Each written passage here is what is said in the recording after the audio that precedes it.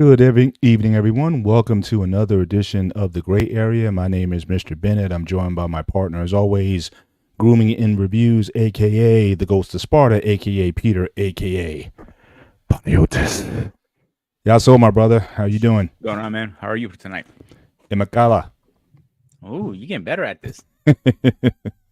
Do you write them down or do you memorize them? Which one is it? Oh, I do everything, man. Yeah, yeah. Okay. I'm in that Rosetta Stone mode when it comes to stuff like that. I like to have some phrases available. Actually, it's interesting because my wife and I we're saving for a trip to Hawaii, Mm. either sometime later in the year or early 25.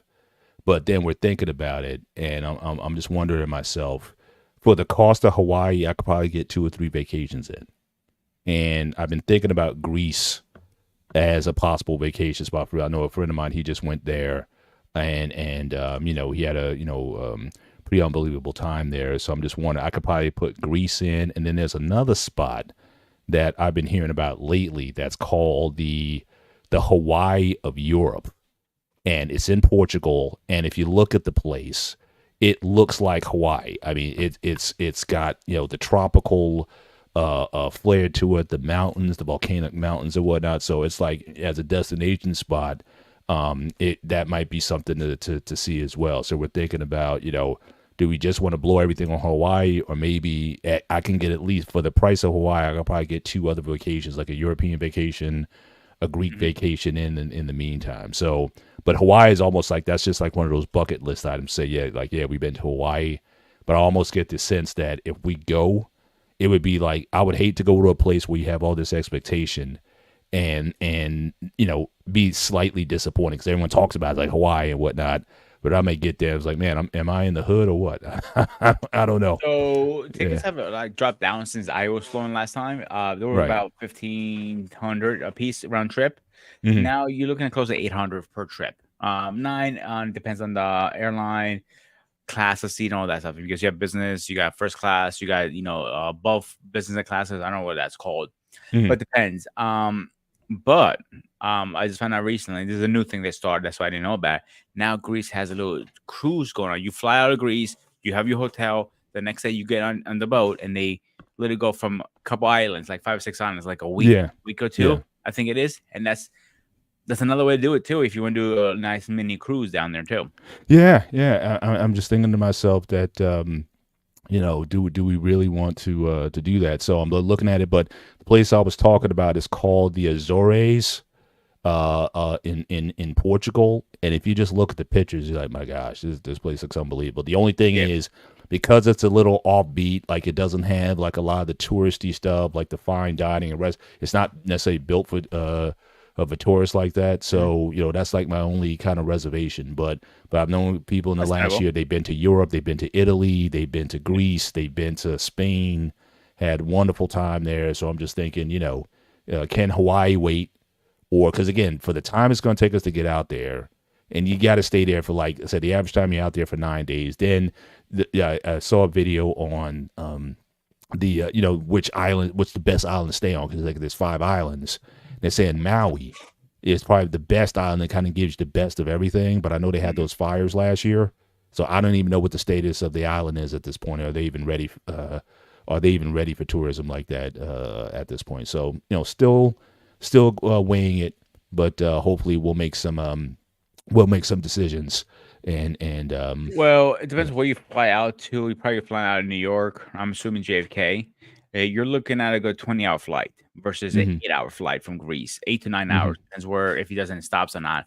Right. So if it's direct, it's about between 8 or 9. So that's you're saving a full day right there. Hmm. So ours, I'm gonna recommend Greece over Hawaii. Nothing against Hawaii. I think it's kind of like Hawaii's nice, is paradise, like everybody says. But I think the hype is so high. That's what I'm saying. You Yeah, get and I don't lost. want to go all that to get there and then be somewhat let down. And again, my wife, she's not like a big event. We're not going to do the snorkeling and all that kind of stuff. She's not a huge beach person or whatever.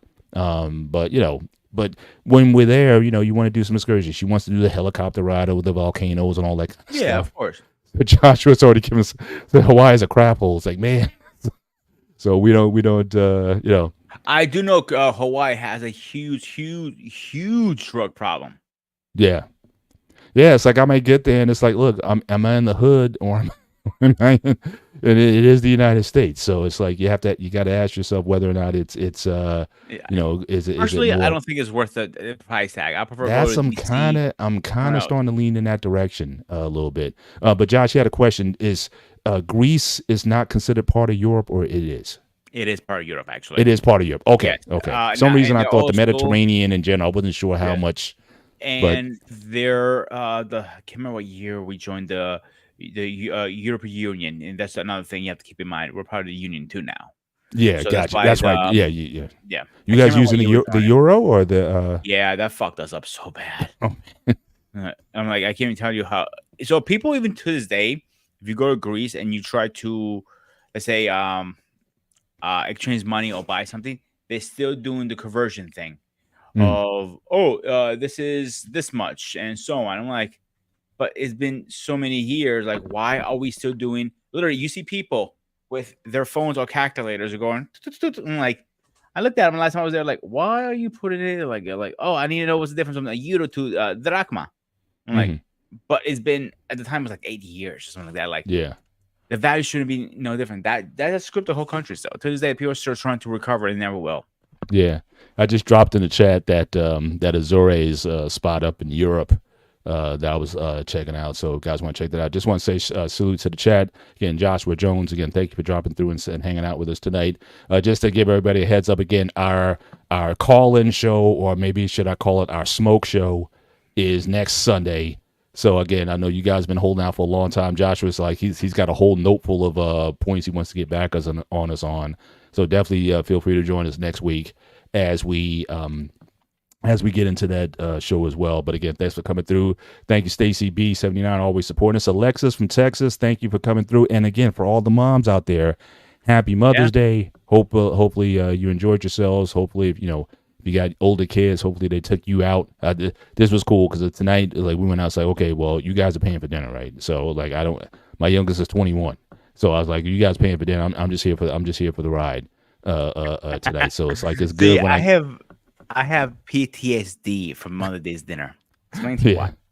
I worked at a bar called Pocono Brewing Company. The hmm owner said to us, like, I got a great surprise for all the mothers. I go, oh, okay, cool. Are you getting flowers for everybody comes in? Cake? What? He goes, a free buffet for every mother. Like, what? Like, you're pulling my leg, right? You go, nope. hmm It got so busy in there. I could not keep up. I will literally, we shut down about 12, the kitchen. We shut down at 8 because we ran out of food. We had nothing. I hmm mean, the first time I seen a restaurant completely burnt. I didn't even have pickles to give out. Right. That's how bad it was. Wow. Yeah. Wow. So I my hear you. PTSD is high on that. Yeah. Embrace the grace. Again, thank you for stopping through. Again, happy Mother's Day to you as well. Hopefully you enjoyed your day. Good to be with you guys tonight. Again, if you see at the bottom scrolling our accounts there, if you want to drop us some love in our accounts, you can certainly do so. But even more importantly, if you want to support the network, again, drop us a Cash App, or as I said, to the network, make a contribution to the BMU network, so we can continue to do these broadcasts and really support the network. Even consider becoming a member of the BMU network. Certainly, we greatly appreciate it. But tonight we're going to get into colleges and universities tonight, and I'm glad that you brought up the topic. And I wanted to kind of start off by saying, or asking, like, do you know like the difference between a college and a university? I know a lot of times we used to change the terms interchangeably, but have you ever wondered like what the major differences are between the two? I really don't know, but if I had a guess, I'll say a university is run by a state and college is private. Am I wrong? No, either one can be a private or public institution, but the Hmm. main difference is usually for a college, usually they can offer a 2 or 4 year program.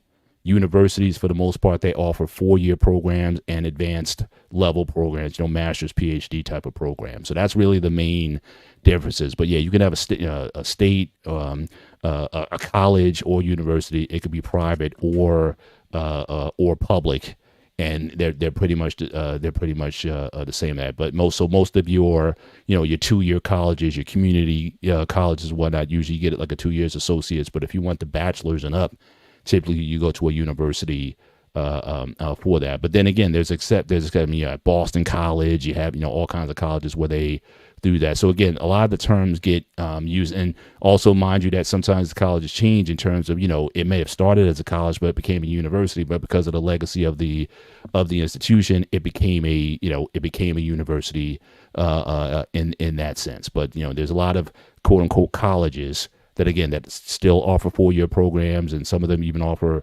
again advanced programs. But a university is where you really go for the advanced stuff.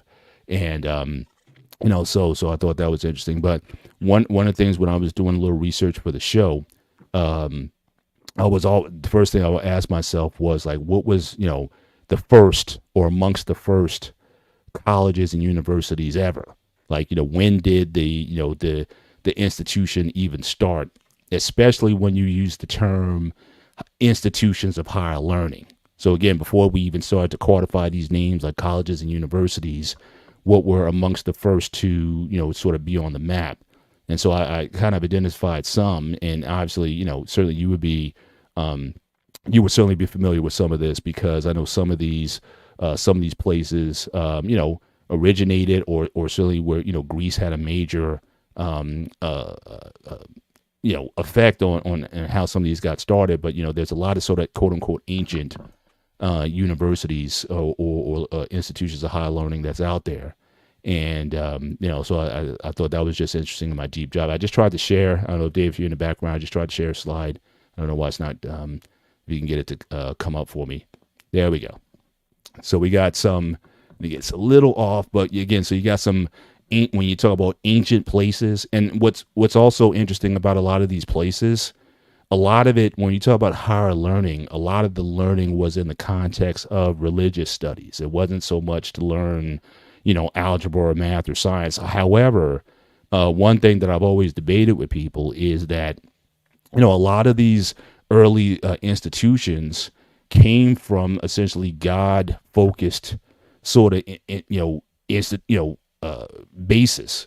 Like, it's like in terms of learning about God, you kind of had to learn about a lot of these other sciences in order to understand God to a large extent. So I never quite understood why we put the separation between being educated and being godly or having a faith.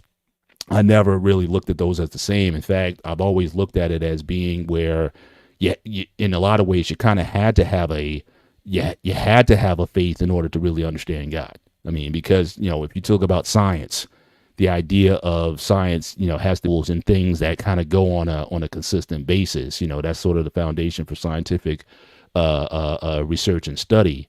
And if you believe that there's a being out there, for lack of a better word, that is sort of keeping everything kind of going in a certain direction or whatever, it helps you have a great understanding when you're studying these things, that you can have some consistency overboard. So I never in my life made that distinction between college and or being educated and being a person of faith. Also, I think those two can certainly coexist with one another. But the narrative a lot of times is the more educated you are, the less religious you become.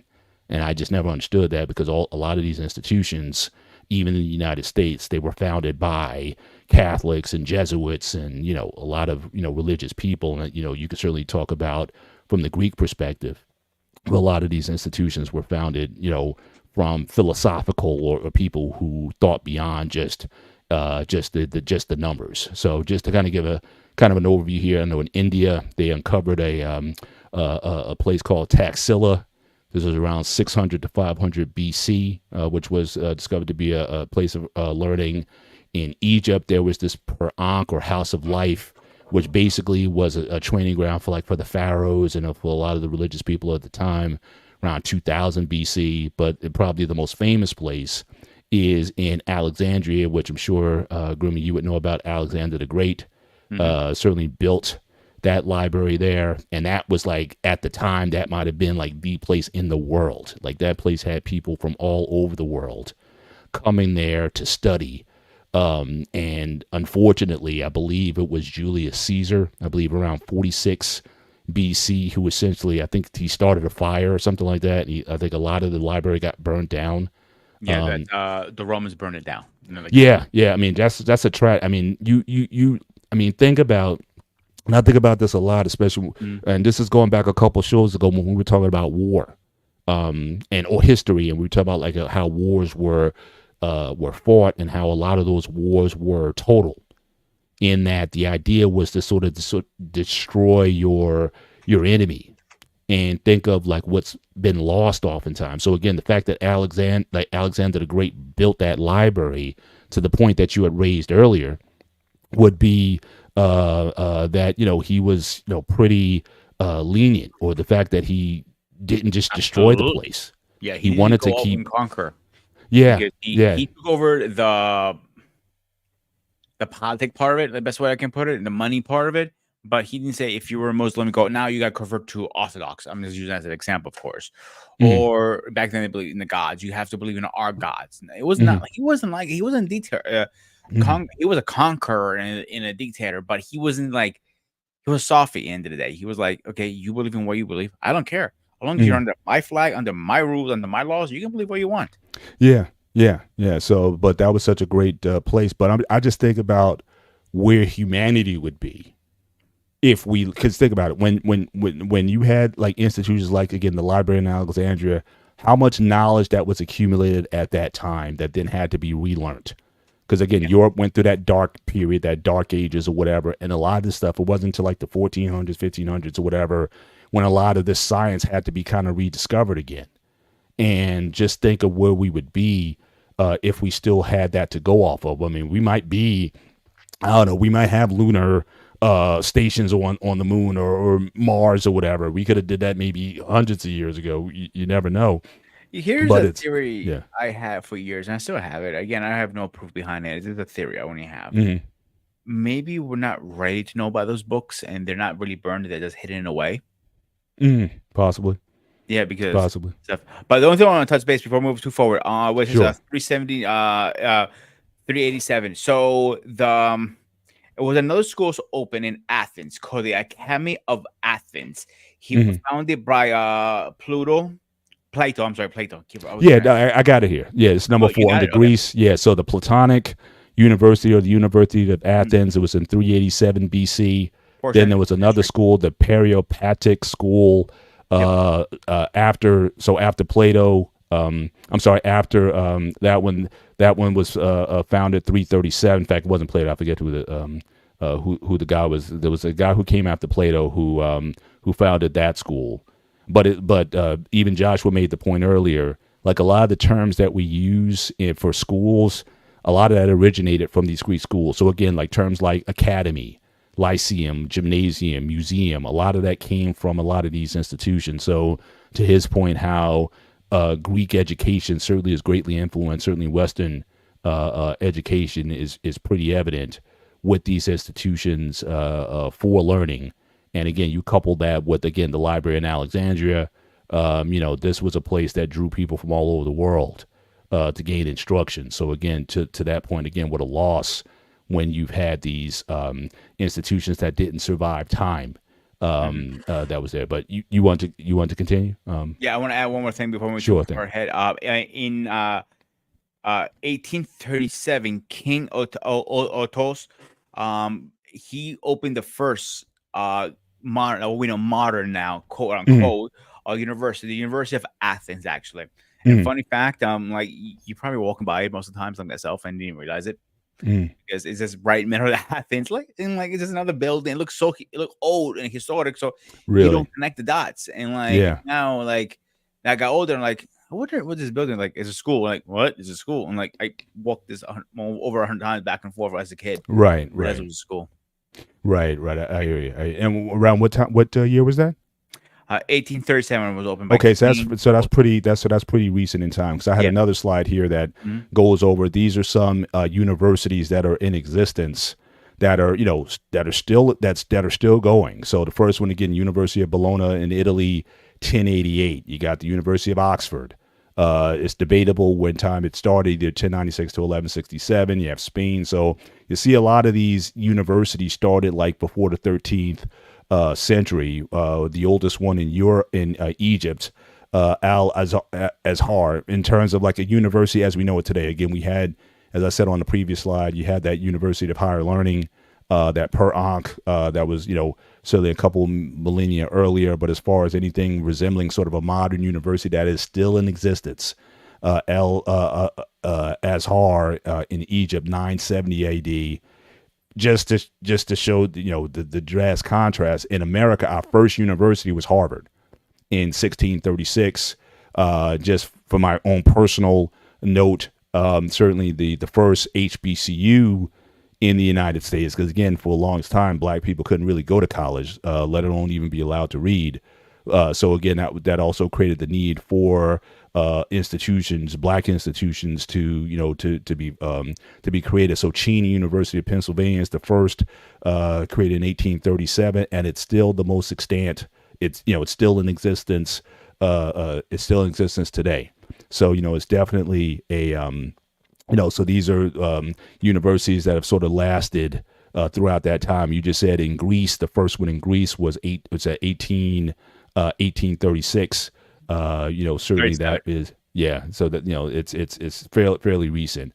But yeah, to the point of, like I said, Josh, that's just the nerd in me, like, that difference between college and university. You're right, because as long as they're making money, and we're going to talk about that certainly later in the show, about where education is now versus certainly back then, because I don't think any of these places here were necessarily either concerned with or charging the amount of, the exorbitant monies that are there now, which is, I think, in a lot of ways has truly corrupted education on so many levels. But we'll get into that. We'll get into that later in the show. But just my own personal note. So again, shout out to Black Man for putting the Rutgers banner on the on our title slide tonight, and just wanted to give just some perspective, since I am an alumni of Rutgers University, the first black students to be admitted at Rutgers University. So again, James Dixon Carter, 1892. The second one was Edward H. Lawson, 1908, but unfortunately he didn't graduate. He was accused of stealing something from somebody and wasn't sure if that was ever verified, but he was forced to leave in his last year of school. He was forced to leave. And then arguably the most famous alumni of Rutgers University, in which many of the institutions at the university are named after him, Paul Robeson, graduated in 1919, Phi Beta Kappa, certainly head of the football team there. So again, his presence at Rutgers is very much felt there. And for my first day of being there, we got to know who Paul Robeson was, a pretty dominant figure, certainly at the university.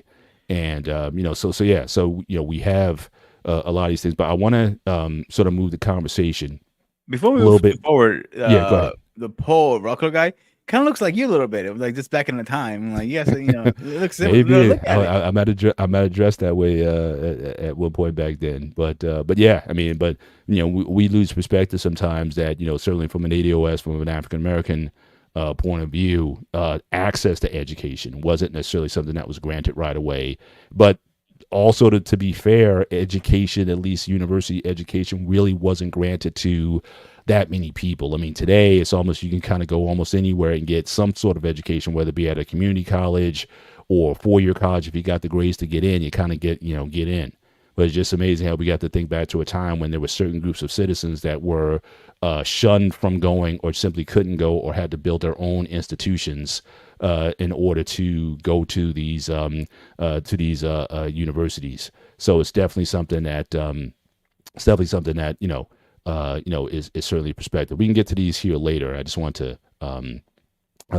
move off. Can I unshare this? Remove from the stage. There you go. All right. So what I want to kind of get into is, obviously, you being from Greece being such a birthplace for a lot of the educational universities. In fact, I just even think now, you talk about the influence of the Greeks. I have two daughters who are in Divine Nine sororities, the AKAs.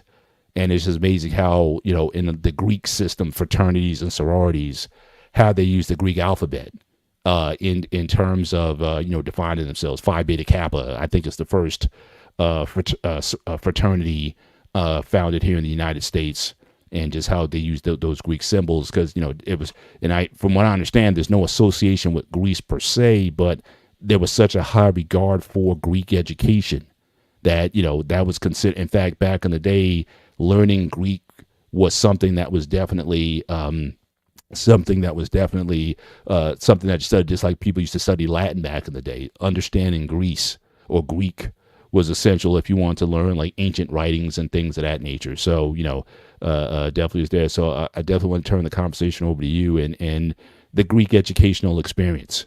What's that like, and especially how college is viewed in Greece from that of the average Greek citizen, Greek person? Is it a major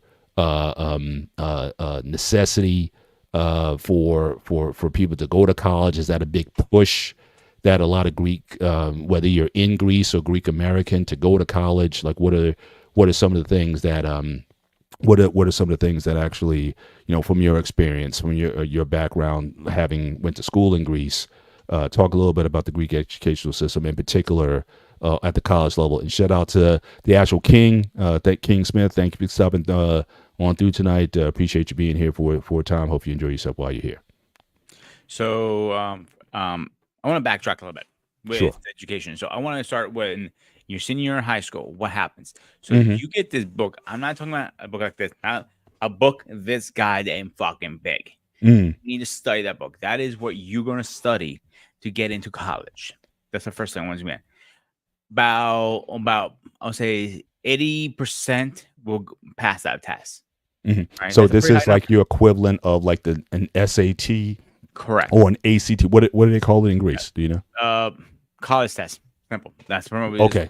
Okay. So every college is going to require you to take it. If you apply at 5 different colleges, you got to take it 5 different times. Mm-hmm. So that's how it is. Don't ask why. I think it's the most retarded thing ever. So wait a minute. You have to take one for each college you enroll in? correct. Yes. Wow. Yeah. That's definitely different from here. So they passed a law a couple years ago because kids were buying these books, but you got to pay for your money. And when they're done, because how pissed off they were burning them. Now, if you get caught burning them, that is a federal offense. Yes. So these books aren't private. These are these given by the state or by the Nope. country or the? You pay out of your own pocket. So it's a private book, but I get Mhm. I'm getting it's a crime if I burn it. Yes. That's crazy. I'm not disagreeing with what you're saying. 100%. So Wow. here's the second now monkey wrench. So most kids, can you afford college tuition? Is the biggest question. Can your parents afford? Can you afford? That is the biggest question. So there's 2 ways to afford good education in Greece. The biggest one, the most popular one, is abroad. You travel somewhere else and take you college. And I tell you how many kids I used to go to school with that went abroad because it's cheaper. Simple as that.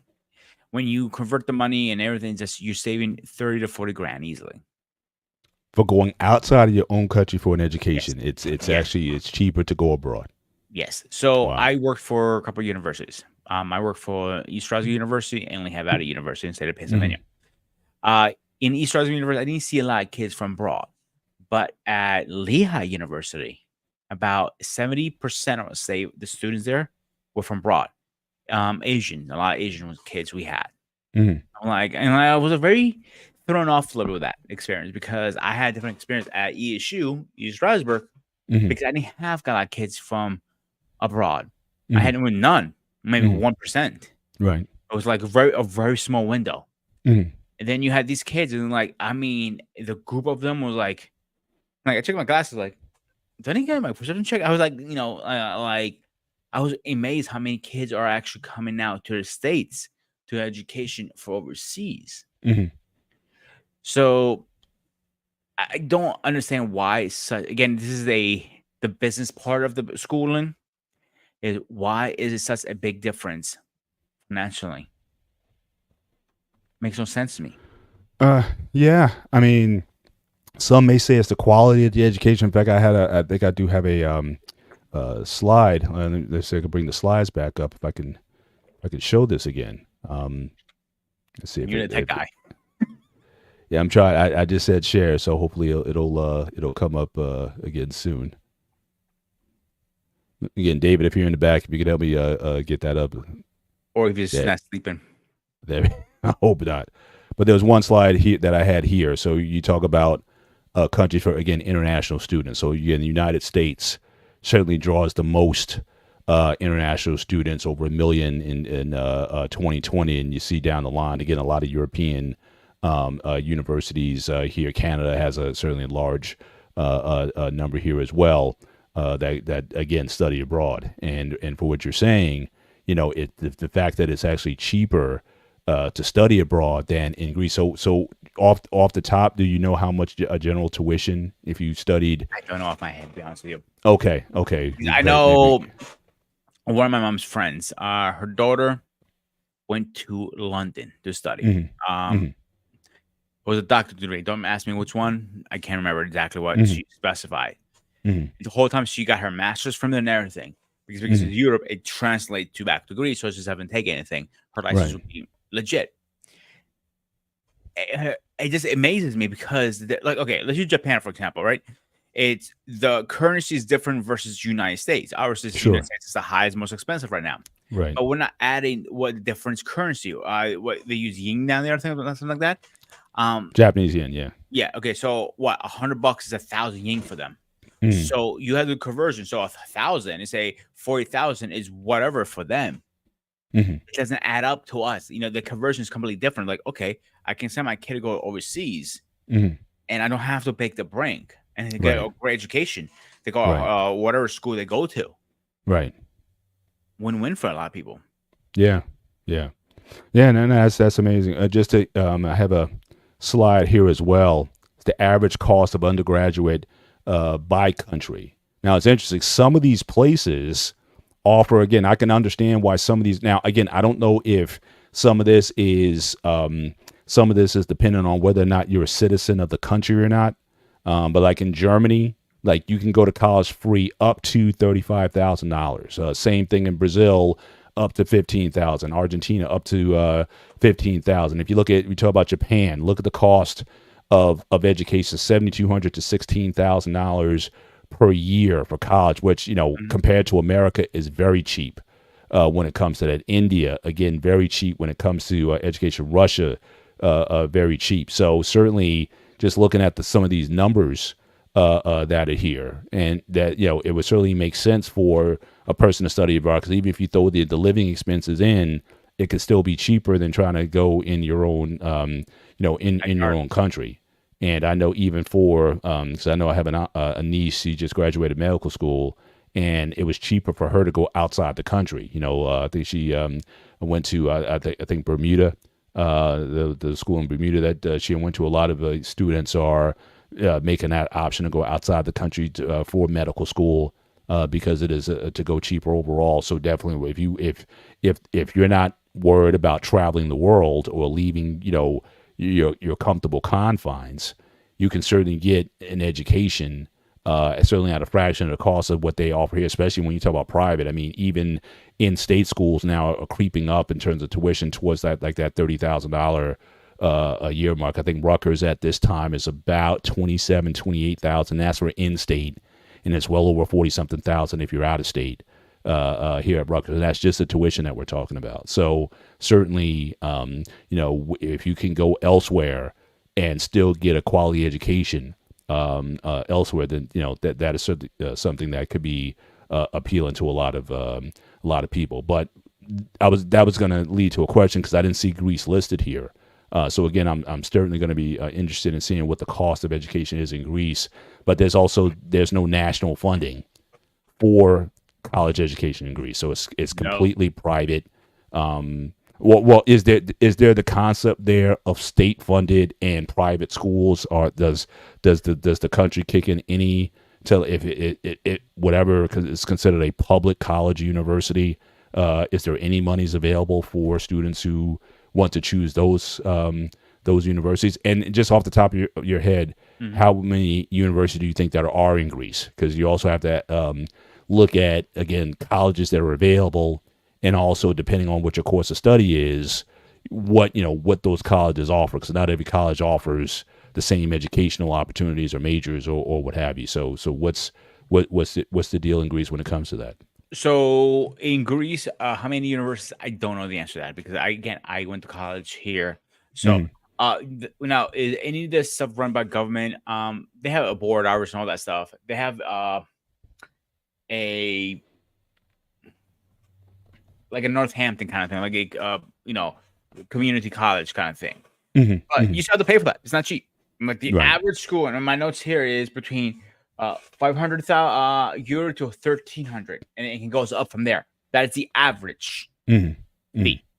So convert that in American, you're looking at close to 40 to 50 grand A year to go to school 1 in year. Greece. So Yes. again, so just to that slide I was just No showing, dorms. when you got Keep that in mind. We don't have dorms in Greece. really. Yes, no dorms. So get out of here. You rent an apartment So or again, so whatever. you're commuting to go to school, and if you're commuting, then more than likely you're gonna go to a school that's in your area. So if you live in Athens, you're probably gonna go to a university that's in Athens or another part of Greece. You're gonna go there. So again, your options are gonna be limited in terms of your ability to move around. Like here in the United States, a student, if they have the means, they can basically go anywhere. Anywhere I can go to, I'm in New Jersey. I can go to LA, West Coast, UCLA, any school that I can qualify to get in. I can find the means or ways to get there. Especially with Mhm. scholarship. Now let me ask you about scholarships. Are those available to Greek people? To What's a scholarship? apply. What's that? What's a scholarship? The scholarship I'm being money. sarcastic. I'm being sarcastic because that's what they're gonna ask you. So in Greece, what's a scholarship? Like the only time you get a scholarship if you're overseas, like a basketball player, football, Right. Yeah. like that. Yeah.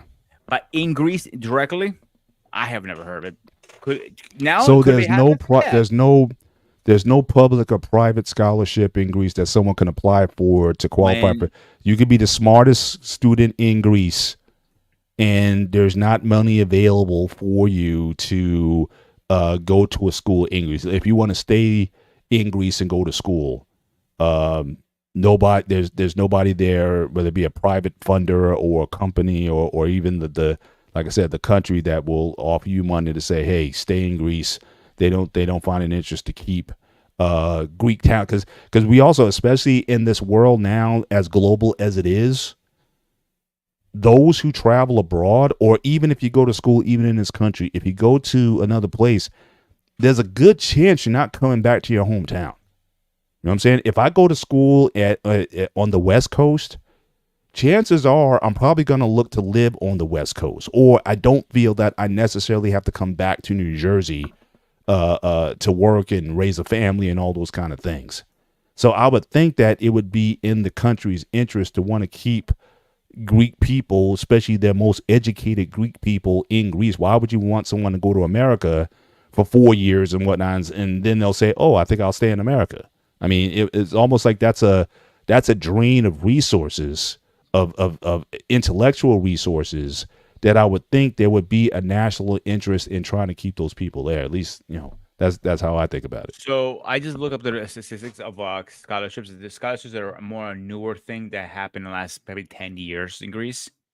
I would say maybe a little more. When I was in Greece living as a child, scholarship wasn't a thing. You always paid out of pocket that I know of. Now, Hmm. the percentage of you getting a scholarship is under 3%. That's how low it is. Hmm. Here, I'm not sure what the percentage here. I know it's a lot higher than here than 3%. I would say like if I had to guess, I'll probably say a little over 20 at least, a minimum in the United States. Hmm. So by saying that, to get a scholarship is hard. And I agree with you. We should keep as Greeks or American keeps our smart people in our own country, except traveling. Like one of the presidents actually traveled to United States, got his education. He loved the States so much. He stayed here till he retired. And then he moved back to Greece. Then he became a politician because they kind of begged him pretty much and like, Hmm. become the president. And that's who he rented temporarily to. They found a better, replacement for him. Right. Yeah. And that's the thing. Like people don't understand that. Like we hear this all the time from different people all the time. I know, oh, I can't afford school. I hear this all the time from people. I know how many kids say to me, like, younger and like, I ask, hey, what are you going to school for? Like, what'd you major? Like, yeah, yeah, yeah. They're like, but I don't know if I'm gonna make it through because I can't afford it. I know a Mhm. lot of kids who dropped out because they could not afford it. So my question is, we always screaming. And this goes to everybody. This is my question is too. Is we always are screaming. We should have a more affordable education system, but we Mhm. don't. Why is that? Um, a lot of times, again, there's again, it's the cost. Obviously, I mean, It's a it's business. yeah. It's a business. That's why. Well, I think that's we're certainly probably millennia away because I don't know. Like I said, those libraries in Alexandria, whatnot. I'm not saying they weren't cheap because obviously you had to I think be of some means if you're going from Africa to go to Alexandria or to travel the distance to get to a place like that. More than likely, you weren't coming from poverty or whatever. I mean, you talk back, especially back then, it was the elites, it was the religious elites. Like I said, it was the Jesuits, it was those people who had means in order for you to go certain places. But at the same time, I still don't think it was necessarily that it had the capitalistic intent that it is now.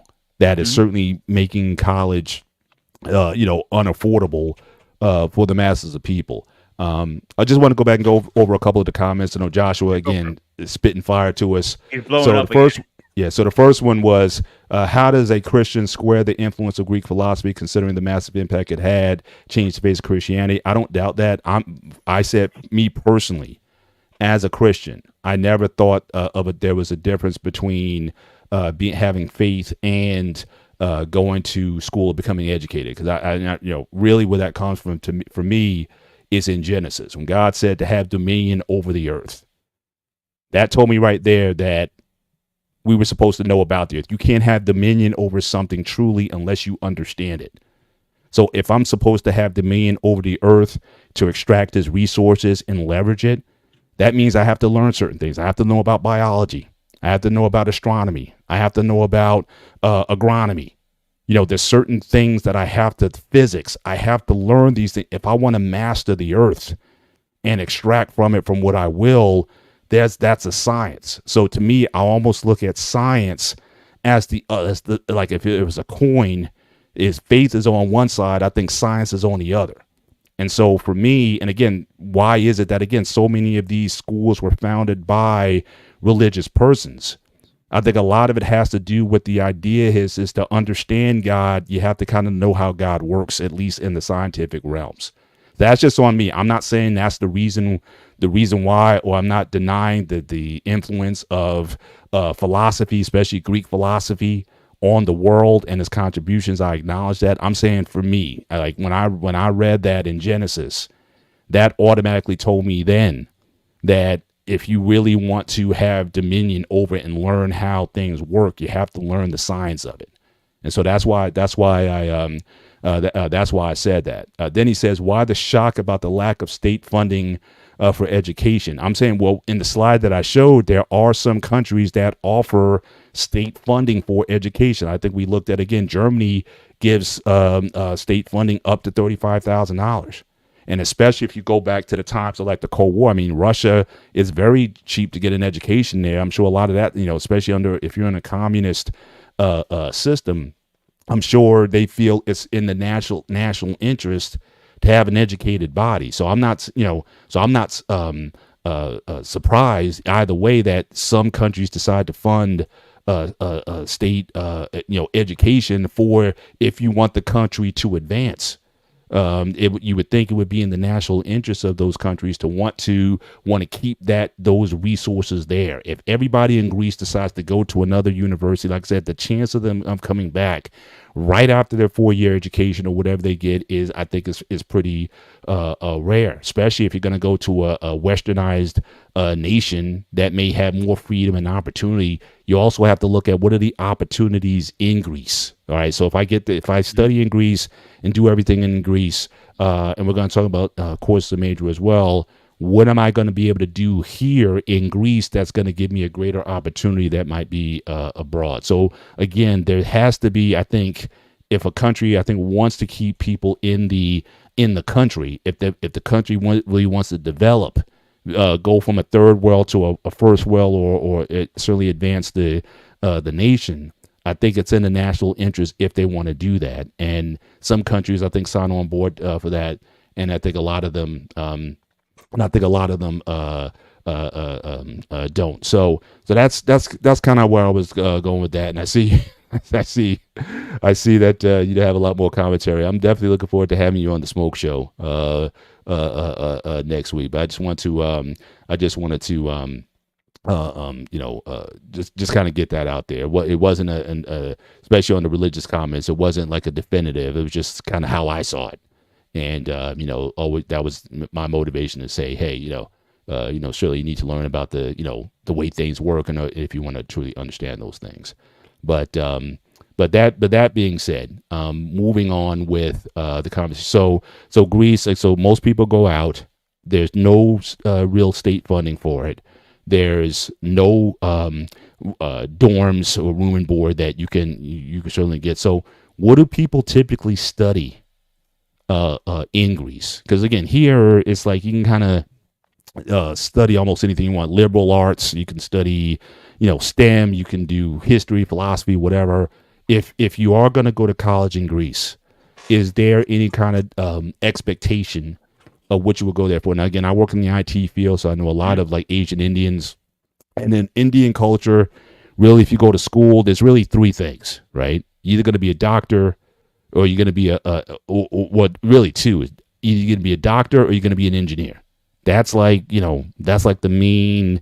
If you're trying to go to any other institution or go there for any other reason, you're not going to go there to study history. I mean, the family would, they disown you if you went and did that. So is there in Greece, is there some sort of national, like, okay, he's going to school, you're going to be what, a lawyer, a doctor, a There's scientist? no study saying no, like former, like, okay, you gotta be a priest, you gotta be a lawyer, you gotta be this, you gotta be that. No, they don't mean it's none of that. Like you can go where, like, my best friend went in for IT. You know what I'm saying? Mm-hmm, Unfortunately, the name that was on hit, because he went to a state-run college.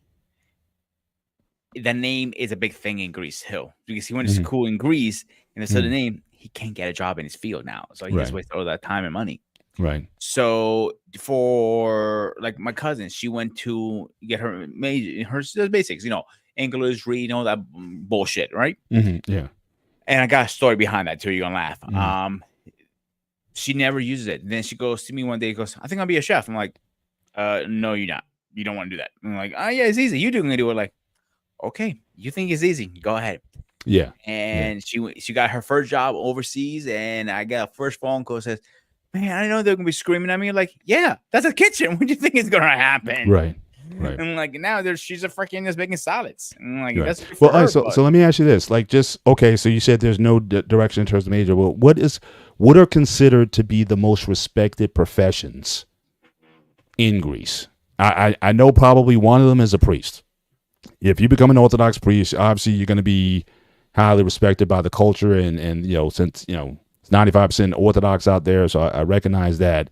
But outside of that, what is considered like a noble profession that people give you respect for being one of those that so you I'm would gonna think shoot would from the hip right motivate now. some people to do that? I'm gonna shoot from the hip. And I'd say if somebody, the most respectful one, I probably would say shooting from the hip again, something in history, because where history's all over the place. Is History, okay. yeah, it's something. So the story I want to mention before we go too ahead. So Mm, my cousin goes to me, she was in college, she was taking some courses. Like, hey Pete, why don't you come with me? We can hang out afterwards, get coffee, and like, yeah, sure, whatever. Am I allowed in there? I walked right into college, like nobody checked IDs, nothing. hmm It was like, to me, it was weird because I always had my ID when I was in college. I Yes, had for to sure. display Yeah. my ID. I had to Right. wear it around my neck. Simple. Mm, Um, in the cafeteria is like a regular cafeteria that you go into, like an office building almost. So you don't have a food card or a point system. You just pay out of your pocket. Also in class, she was in English class. mm, So me being a fucking smart ass, the doors open. I'm like, I kind of creeped over and kind of leaned through it. So I want to see what they're learning. I'm just curious now. mm. And the teacher turns around and like, she goes to me in English, "Can I help you?" I go, "No. What do you think this is? Greece?" She looked at me like, "Your English is really good." And I'm going back and forth, back and forth. I go, Mhm. "I can probably teach you, young lady." I go to her like, "How old are you?" I go, Doesn't matter how old I am. Again, I had my beard not that this long, got a little shorter. Time I Right. had my hair shaved, and I'm going back and forth with her, and she goes, and I schooled her how to speak proper English. I Mm, schooled her how to read proper English. I schooled her how to spell. And she mm, looked at me and goes, this is disrespectful. Like, no, it's actually not disrespectful because you need a better education if you're going to teach somebody the correct way, not the right. wrong Right. English, the right English. Correct. I'm Yeah. not talking about slang. I'm talking about just Right. professional talking, like a Right. business style. Right. Right. Wow. Wow. So okay. So we got history teacher, Mhm. but again, a doctor. I mean, or a Again, the doctor, lawyers, those are very high professions. mhm. Greeks look at it like this. They really don't care which direction you go to, as long as you make money and you're healthy and you don't have to struggle. That's what they care about. End of the day, they're happy. Okay. Well, let me ask you this. Then, is it Mhm. then more preferred that maybe the person just start a business? Then is like owning a diner or a whatever business that you typically associate with Greek people. Is that something just as highly regarded, whether or not you went to school or not? I'm just trying to get a sense of what what elicits a sense of pride in if someone goes to college, whether you be in Greece or in the United States, like what engenders people to you to say, hey, my son, he's a this, he's a that, he's a whatever. Like what would it get a typical Greek father bragging on his son a little bit if he was I'm just trying to get a sense of what the mindset is more so It- of Greek people when it comes to that. okay, so good example. My mom's best friend. Her son is a software, not software, a engineer. He draws designs. How to the house gets built, all that stuff. So he's Mm, making top dollar in Greece. That is a very high profession in Greece. mm, Anytime she speaks about, like, oh my god, aftos, she talks about me, on and on and on. I went like, let me tell you, like, yeah, I've heard this 100 times. But I'm like, you tired of hearing about this. right, right. Anything that makes good money, your child or your anybody in your family, your child, your daughter, whatever is not struggling like you did, it's a Mm, plus. You're ready to okay. start ding. Like you're a IT. Like, okay, what can your daughter do better than you? Maybe she can be a project manager, makes more. I'm just throwing things out there, obviously. Hmm, hmm. And it makes more. You were making 80,000, she makes 150,000. To you, that's a check. It doesn't matter what she does, as long as she's happy with what she does and makes good money. That's what Hmm. counts. Gotcha. So they're not gonna then. So I guess Greeks, they're not necessarily going for titles per se. Not really. It's Yeah. more so Yeah. about again what you're making, what you're able to I'll do. give you another example. My mother wanted me to be a lawyer or a doctor. That's what she says would be a good profession for me. Hmm. I was never into that shit. Right, PCs right. and cooking was my thing always. Give me something with computers, I can do. Give me something with food. Oh, trust me, I can make something that looks like a $5 looking at $40 very easily. Yeah, And that's where my expertise come in. right. So it's nothing wrong with that. But my dad, like he was talking to you 2 years ago. We are just talking about tax season, and he goes, "You made what?" I'm like, "Yeah, I mean, I don't remember what number I made that year." And he goes, "You made more in 1 year than I made in my first 5 years in this country." I'm like, "Yeah, what's the point?" Like, I didn't see the big deal. I wasn't bragging. I was just saying this Right. is what I made. You know what I'm saying? Yeah. So for him, anything over 50,000 is a very good number, but Yeah. he doesn't understand that's not good numbers if you really think about it. Yeah. Yeah. Like But his from first his year, yeah, yeah, but from his his first year. experience, yeah, it was significant for him. Well, yeah, 20, 30,000 was like the best he hears anybody doing. Right. In Right. my age. Gotcha. That's it. Yeah, that's good to know. And I think these days, because I, Mhm. I definitely think, certainly in the United States, especially in my culture, I think we're doing a little bit of a reset when it comes to the college route, so to speak. So I'm Gen Xer. So the thing that was just drilled into us growing up was go to school, go to Mhm. college, get a good education, get a good career. That was just drilled into us from the baby boomers who maybe got a taste of that coming out of, and it was interesting that I had I was looking at this other spot that has some really good information. In fact, I think I'll drop the link in here. for also the crowd here if they want to take a look at it. But it's basically a lot of these college statistics. And, obviously we know that not everyone goes to college. I think for 2-year schools, the average graduation rate for a 2-year college or a community college is about 30%. The graduation rate for someone going to a university, and that's over like a 5-6 year period, is like 52%. Okay. So not everyone graduates from college to begin with. So that's certainly something that you have to factor in, especially when you consider the money that you're paying to go there. But not everyone's going to graduate. But in prior years, not everybody had, again, the resources or even thought about college. I think what really happened, there was an event that happened. I need to cite the source. Talked about after World War II. The number prior to World War II, the number of people who went to college, men especially, was very low, probably under 25% that went to college. When the GIs got back, you had 7 million GIs got back. And two things that the government did, talk about state funding, two things that the government did. The first thing that they offered was FHA, was founded after World War II. And that allowed, obviously people to buy a home at a reasonable interest rate. The second thing they gave is the GI Bill after World War II, which allowed a lot of American GIs to go to school. So the fact that you could go to school, get an education that the government would in part help to pay for, and buy a house at a reasonable rate, using your FHA, that those two actions alone, which might have been the last time that the country ever invested directly in men, because obviously most of the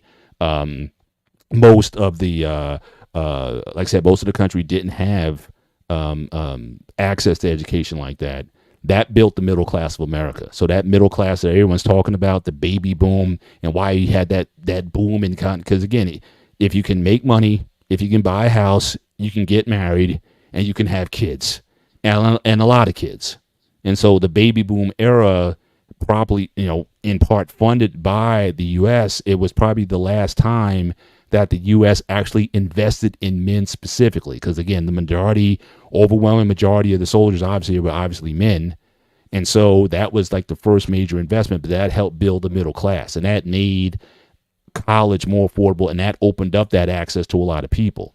And so I think with that baby boom generation, they then pitched that to their kids to say, go to college, get an education, get a good job, and you'll be successful in that sort of thing. So that was drilled into us. But I can tell you, in recent years, just given the cost of education, let me see if I can share this. The slide again, if I can get this to come up. It's the David, last slide. back there. The last slide I didn't get a chance to show. So we already know about the costs again of going to school in some of these international places. Like I said, in the U.S., it's certainly very hard to go here. But you also see the skyrocketing costs of schools for over the last 50 years. So if you look in the 70s, 71, 72, it was under $5,000 regardless of the institution. But you see over time. Now, when I first enrolled at Rutgers, my first year at Rutgers, full room and board, everything, meal plan, the whole nine, was about $7,000. When I graduated in 1991, it was about $9,000. And you can see here how it's just skyrocketed, especially in the private school areas. It's gone uptick to a large extent. I know guys who go to, if you go to Notre Dame, if you're out of state, that's $80,000 a year. Wake Forest, about $60,000-$70,000 a year.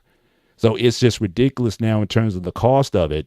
And I think a lot of people are starting to do a reset to say, wait a minute, that message that was pitched to the Gen Xers. So you're talking Gen Xers, you talk about 1980s, 83, 84 through that 96, 97 period. Okay, get that education, get that, get that paper and get that corporate job or whatever you were going to do, start a business, but just get the paper. It was so important to us, especially as black people. As I said earlier, go back 100 years earlier, most black people weren't allowed to even go to college to begin with. And so again, we had our own HBCUs that we had to find in order to go there. So again, for those generations, if you had an opportunity to go to school, it was a major, not only for your personal success, but also pride for the family. To say my son or my daughter's a college graduate, that was a huge deal.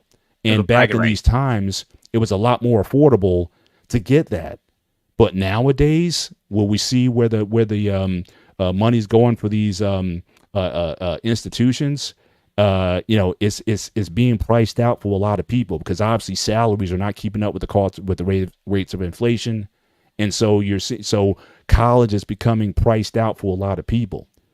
And now what's also happening with globalization, with automation, with Hmm. AI, and all the things that are happening, people are starting to question: is it even worth it to even go to college?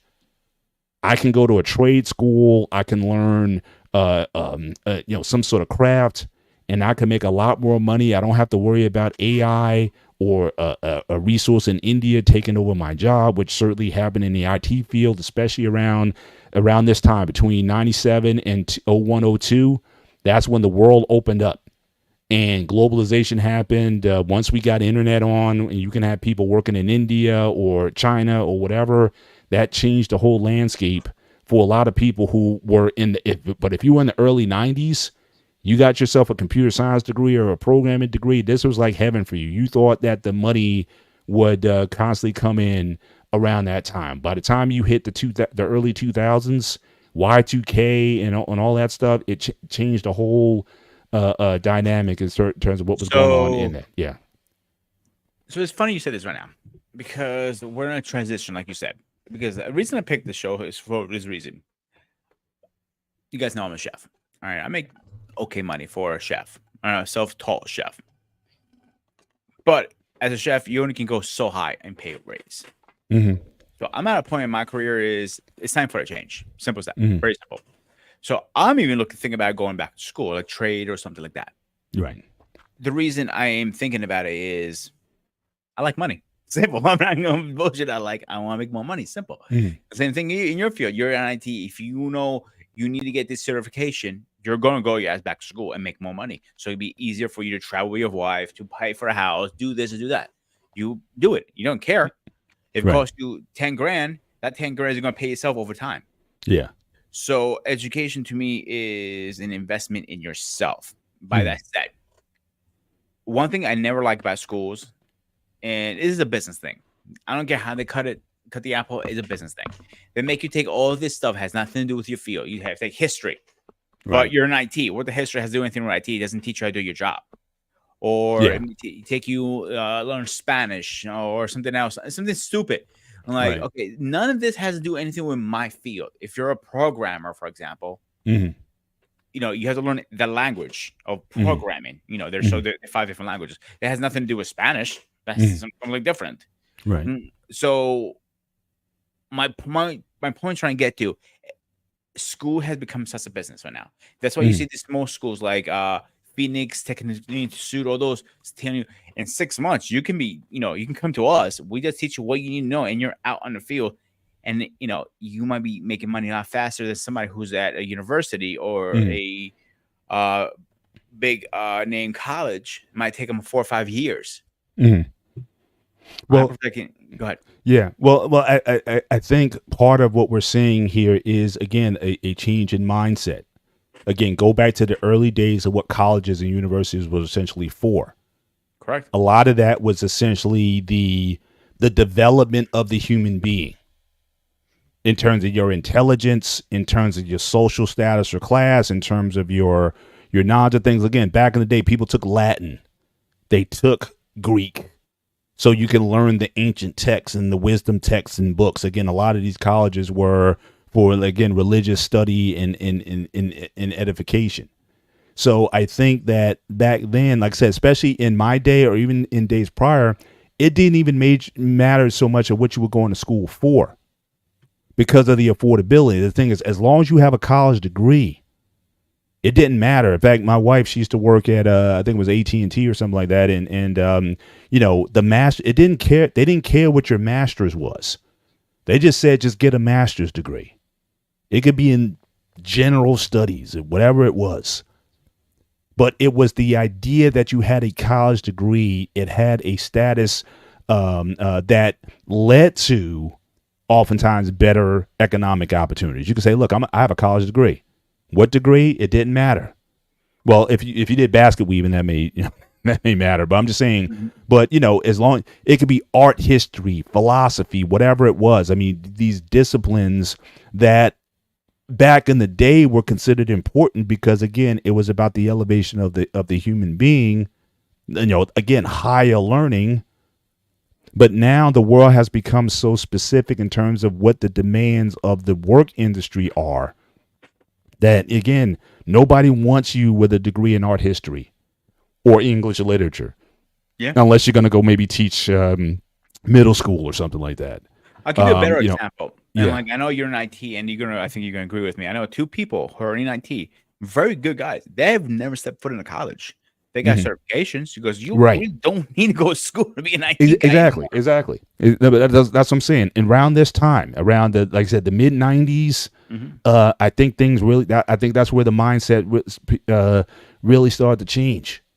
And people started to think differently about, especially when you talk about, again, the economics. Think about in the 70s and 80s, like go back to any time, how much to buy a house in the 70s. I think I read a stat, it was like $26,000 to buy a house in the mid 1970s or something like that. Again, the fact that everything got more expensive meant that you had to have a greater sort of cost analysis in terms of where you put your money. So again, if I'm going to go to school, now, back in the 70s and 80s, it may not have mattered as much. Now it does, in terms of what I'm going to be paying versus what I'm going to be getting back. And I think that's something that for a lot of people say, yeah, I'd be better off just learning the technical skill. I don't care about literature, like you said, Spanish. I don't need all of that to be a well-rounded person. And the thing is, even companies started doing that. Like I said, back in the day, those old companies, AT&Ts, IBMs, they just wanted you to have a master. If you want to move up in management, they said in fact, they would even pay for you to get a master's because that sounded good on your resume. Now it's like, we just need people who can do the job. And my biggest surprise was when I got into the field, Mhm. how few people had a computer science degree. You had people who had English degrees. They had engineering degrees. They had, again, literary degrees. But they saw, especially around 96, 97, when the internet came on, it exploded so quickly. The jobs and the opportunities were such where they just needed bodies. If we were going to wait for the schools to get up on where the technology was going, that was another thing. When I came out of school, I was woefully prepared for the industry because the programming languages were changing fast. You had C++ and JavaScript and everything. The colleges and universities, they were using computer programming languages that were retired like 20 years earlier, which is ironic because that actually manifested itself in 2000. Because in 2000, you had all those old banking programs that were made in Fortran and COBOL and those old languages, and people weren't even, they weren't even hiring those jobs, but all those old computer systems ran on that. So I know people who were retired who they paid big money to those people because they were the only people who knew it. But even in school, you were still learning programming languages that were obsolete by the time you got out. So if we're going to get skilled people for where this is going, yeah, if you can give me a 6-month certification in Java or code or whatever, that, hey, just get them in to do the job. And I think a lot of companies, again, they didn't care anymore about where you went to school or what your degree was as much as it used to be. Now, again, for certain disciplines like med school or law school, yeah, maybe in those type of professions, yeah, maybe where you went to school matters. Even being anything like law enforcement, you need a degree in that stuff. And I agree with what you're saying, Paul. Yeah. But with the IT field, what I've been seeing through my friends, it's growing so fast. They cannot get enough bodies in there. That's the issue. And please correct me if I'm wrong. You're in the field more than I am. The bodies are there. The problem is the bodies are not in the two things. One, the bodies are not in the U.S. That's why, in part, why they outsourced. The second reason why they outsource is because it's simply cheaper. What you pay someone, an IT professional in the United States, compared to what you pay someone in India or China is a fraction of the cost. And for business in general, it's as much about the cost as it is about the skill. So again, so around 2001, 2002, you saw a huge spike in outsourcing where again, the world got connected through the internet and servers and whatnot. Like every day in my office now, we have Zoom meetings with people in Israel. We have people in California. We have them all over the place. You can literally be virtual almost anywhere in the world. And so, with that being there, yeah, the resources are there because you got 1 billion people in India, you got 1 billion people in China, you got 1 billion people in, hundreds of million people in the Middle East.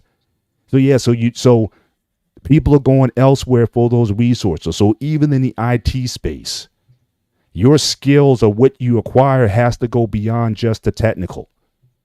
Your communication skill, your ability to create, your ability to organize, your ability to lead is going to be more valuable in an IT space just as much as your technical skill, your ability to write. That's why a lot of people who majored like in literary fields are doing well because they found jobs creating business requirements and books and technical requirements. Because again, because communication can mess up your deliverable.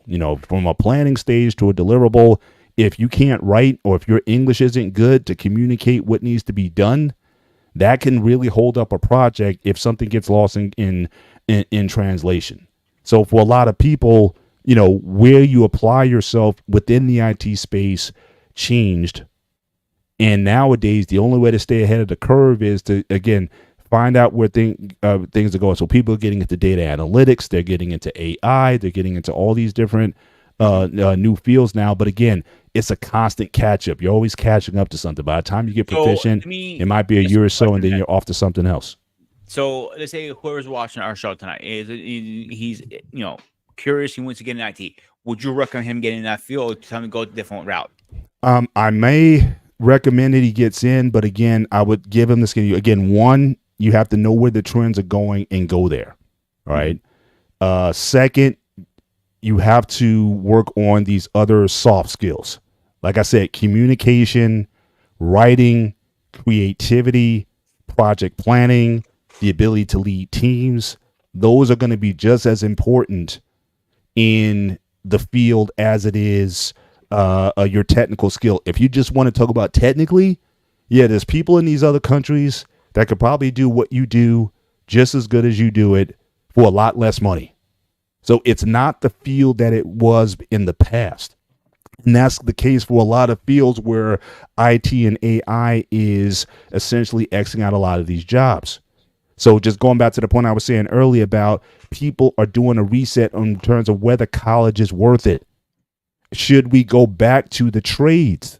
Because what is popping today is being a plumber, is being an architect, is being an electrician. I mean, I've had so much work done on my house over the past 5 years. I get an electrician to come out. He charges me at almost $1,000 for like a 30-minute repair. I mean, just the outland. If a pipe busts or a water heater breaks, I get a guy out here. It's money. And that unless they build a robot that can come and do that stuff, which they might be working on, but I'm just saying until then, the trades might be where you're at. And it's interesting, the perception, because I talked about back in the 70s and 80s and the early 90s what a degree meant to people and how it reflected on you socially. That's why I was asking you earlier about how Greek people feel about certain educational fields or what have you, or even the school that you go to. So again, the Harvards and the Yales and the elite schools, they were always considered the upper echelon schools, or even in high school, right? If you went to an affluent high school, depending on where you live, you thought that you were getting a better education. And those who went to like vocational tech schools, VOTech, you were considered like less intelligent than those who went to a traditional school. Because in VOTech, they were teaching you auto mechanic. They were teaching you CAD and 3D drawing. They were teaching you plumbing. They were teaching you electrical. They were teaching you metal shop, welding. They were teaching you all those skills. But we had a perception in our minds in terms of how we thought about those people. The grease monkey, right? The mechanic used to be called the grease monkey back in the day. Now you got these cars that are so technical now. It's like, yeah, it's almost like you need a college degree to work on these cars So here's because my little pushback on yeah, this right now. Okay, hmm so I originally went to school for um, auto repair mechanic, in other words, grease hmm monkey. All right. So how much money you gotta drop in tools for the first 10 years? You're not really making any money in the first 10 years because right, you're dropping tools all the time. right, So if it wasn't the tool part, yeah, you can make decent money in mechanics. But right. I've spoken to master technicians. He goes, listen, to be honest with you, he goes, I didn't start making money, real money to survive on till after I'm 45 because Mm. I was always buying tools. Okay, And when I was buying tools, I was, doing other things, going back to school to get a certification because this dealership wanted me to be certified through Mercedes for some weird reason and stuff like that. right. But I And was that, still the only pushback I would say on you though is mm, again compared to let's just say a standard in-state education of say $25,000 a yeah. year. All those tools that you bought over the years is still in total over $100,000, or did it Oh yeah, it was over 100 easily. for tools? Yeah, like one tool, Wow. the toolbox alone, it costs you close to 15 easily. hmm Yeah, the So what toolbox, else are you spending on then? like air tools at the time it was air tools. Now they're like electronic air tools. Tools are expensive. You get But you're Snap on, talking bro. wait a minute, but you're talking about starting your own, So my own what? like shop or whatever, right? I mean, to work in a at an auto body place or a mechanic at a shop or whatever, you have to buy your own tools in order to be there. Yes. They don't provide the only thing they provide is scan tool. That's it. And some places that require you to have your own scan tool. Very, very few places, very small places. But most places will require you to have your tools. Like I have never walked in a place that's okay, here's your tools and you just be careful. No, you have to have your own tools. Mm-hmm. Like if you could look at Snap-on, I'm actually on the website right now. Trying to figure it. So some of these tools they're not cheap. They are not cheap at all. Like Snap-on usually is one of the most best known because they're how thin they are, easy to get in tight Mm-hmm. corners and stuff like that. And it's So very are you then technically then are you an employee of whoever you're working for? Because it sounds like to me if you have to shell out for your own tools and equipment to you are work an employee somewhere, it's still. almost like you're an independent contractor more so than a W two employee. Or do they even do W two in that? Because I'm thinking if you're working for a W two, you think there's going to provide you with the resources. You just need to provide the skill in order to do the job. So from my personal experience when I was in the field, I'm not haven't been in the field in years, but Mm-hmm. when I was in the field, I was getting a W-2 and everything. And they want to know how much money you have in your tools. I'm like, and I looked at it, I'm like, what does it matter how much money is my tools? Mm-hmm. And it goes in case of a fire. And a shop literally burned down like maybe 2, 3 blocks from here. Mm-hmm. And they got reimbursed for all of that because of that reason. That's interesting. Wow. And here's the worst part about buying tools Mhm. too. A good part about Snap-on again. All right, you cannot get them offline. You have to get them off a truck and have an Mhm. account with a guy. Mhm. So because it's just been that's how it's been in the field for years. I don't know why it has never changed, and that's my curiosity. I guess I want to say it has Right. never changed for that reason. So sometimes you might find some ads on Amazon Mhm. if you get lucky, but not rarely. Like Right. Craftsman is another company that people go to. Yeah. Like Yeah. No craftsman. Right. like I'm looking right now, like for a very cheap, very basic, I mean a small toolbox, Mhm. and that you're gonna outgrow that in probably in a couple weeks. It's 200. A Snap-on Air ratchet, you're looking at over $1,200. Mhm. That's not even the sockets. Right. But it's Just one thing. there. But it's interesting. What the one thing though your guy said is that you don't start making money until 45. Yes, because But you at least have there's a path for you to make money. I'm to. saying with a lot of these IT jobs, again, your ability to make money might be mitigated by the fact whether or not one will the technology or the skills that you have will they even be applied or will they even want you because it's still going to boil down the cost. And here's the funny thing: when I was in the field, that one they used to put me on jobs on um electronic jobs, like a unit was going bad or troubleshoot it. You know what I'm saying? We had a Mm-hmm. computer just like this. I used to go to my boss's office, plug in a scan tool. It was different back then, obviously. Mm-hmm. Now everybody has a desktop or a laptop. I plugged it in, going to my boss and start working on it through his office. Half the time I was behind a computer. because Hmm. I was good at the electronic part of it. Right. And they used to just throw me those jobs. And he goes to me like, he used to cover and like, well, like, all right, like Ken was one of my bosses. Like, Ken, what the hell's your problem? He goes, I'm trying to figure out what are you doing because I'm having a hard time figuring this out. Like, I'm used to the carbonators. I'm used to the old school wrench things. Yeah. Yeah. Yeah. Computer things. Like, there are over 90 computers in one car.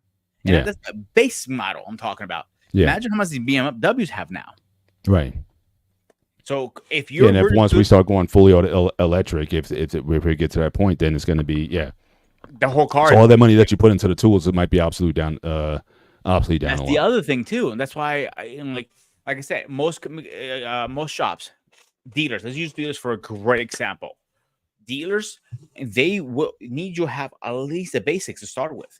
Mhm. And like sometimes you don't have a tool, and you have to ask your guy next to you, like, "Hey, Jeff, John, whatever, can I borrow a tool? Yeah, Right. here you go." And you start working on it, like. But if he's out of the shop that day, maybe he's on vacation or something. He's the only one who has that tool. You're Right. kind of screwed, and Yeah. you're flat rate. Yeah. And what people don't know what flat rate is if the job pays for an hour, you do it under an hour, to say 45 minutes, take your job, you still get paid for the hour. That's how you Yeah, make yeah. money in the Right. dealership Right. versus Right. a regular shop, you get paid hourly. Yeah. It's a lot of conditions in there. Like it sounds good and great, and it sounds like, oh, I can make a lot of money. After you pay all those tools, you're not. Trust me.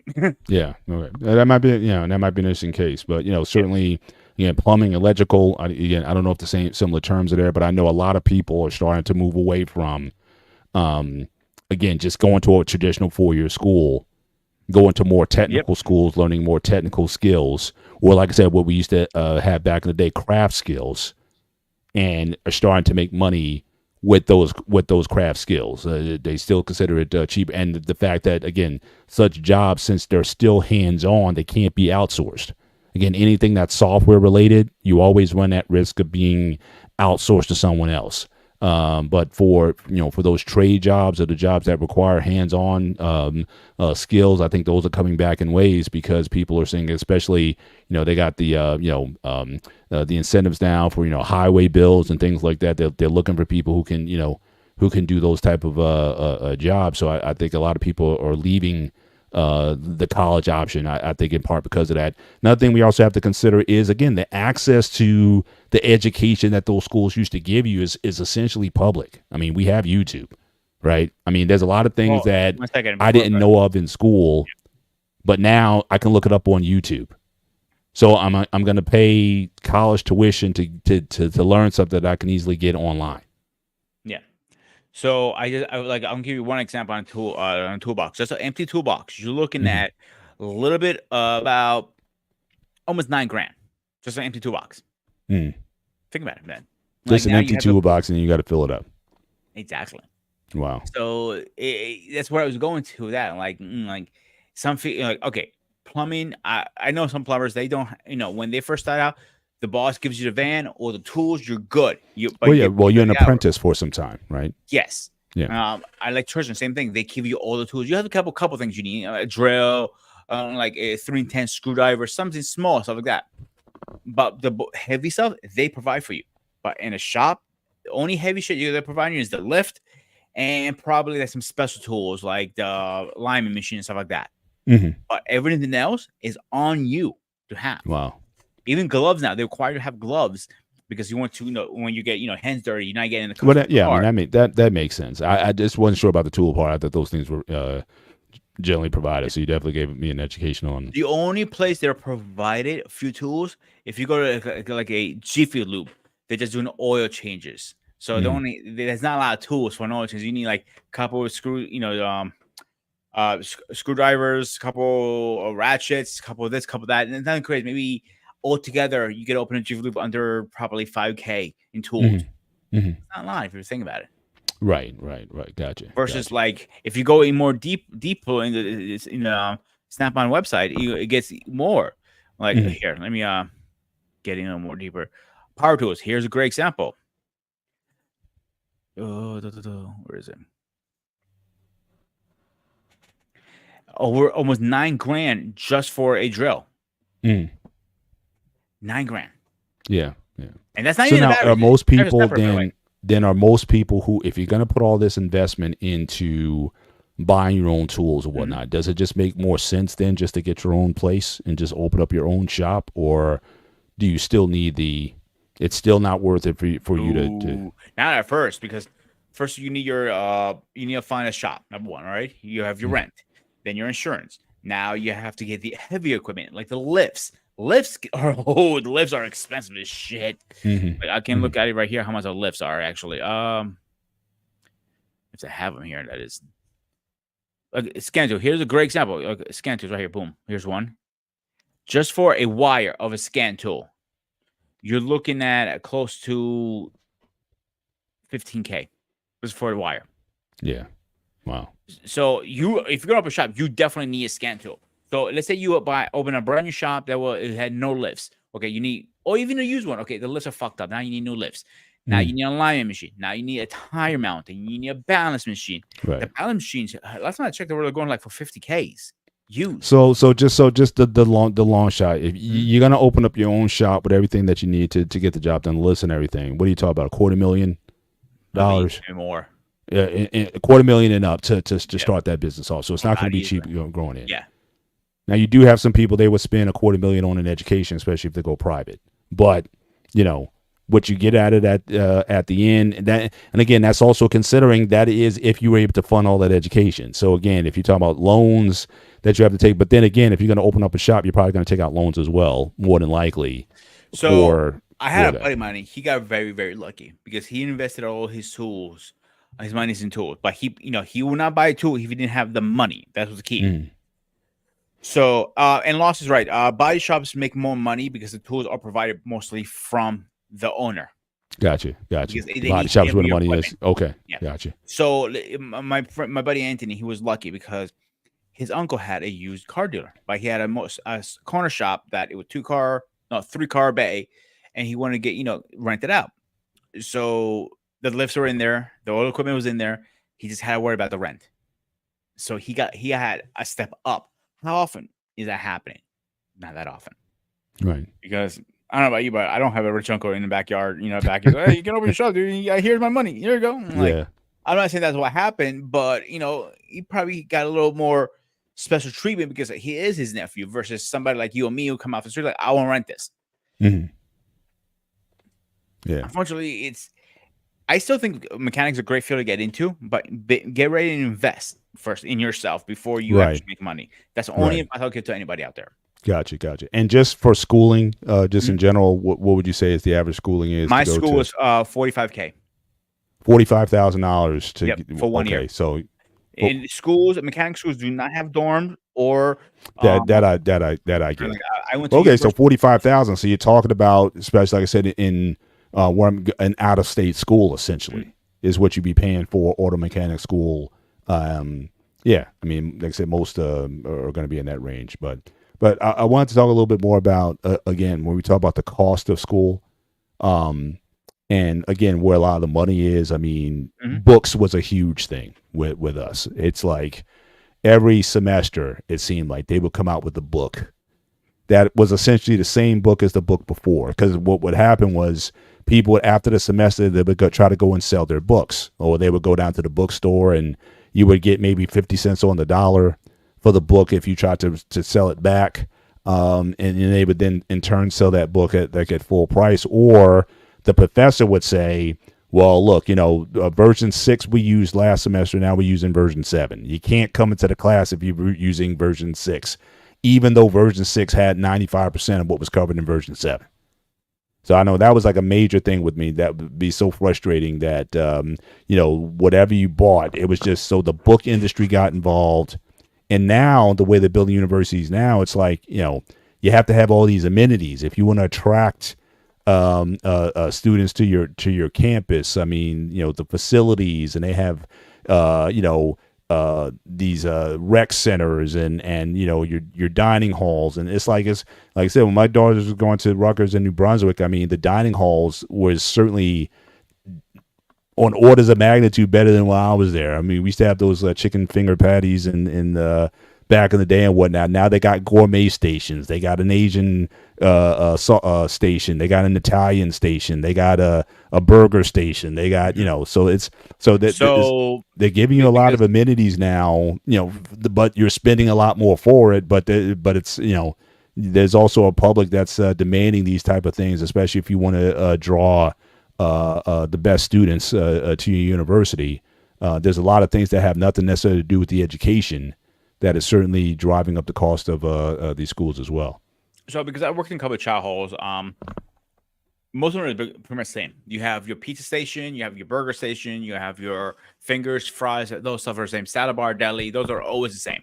Mhm. So you have some parts, we call it the chef's table, and that's the special of the day. Yeah, they got quote the unquote. carving station. Guys carving, the prime rib and Yeah. the. But not all colleges do that. Keep in mind, the carving station it depends on and stuff like that. Mhm. So if most colleges, most chow halls is like $5 to get in, is all you can eat. Mhm. So people don't understand that $5 you get in, the universities pays the rest, whatever is difference Mhm. in cost. Okay, no big deal because they make good enough money.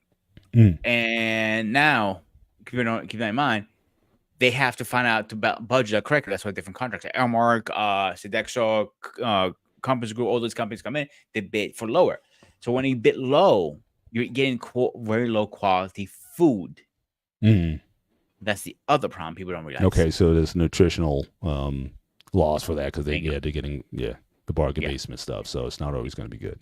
Yeah. So Master, so what's your overall sense then? Okay, so you don't have kids yet. And my one, she just finished her third year, so she's got one more year left, and she's out.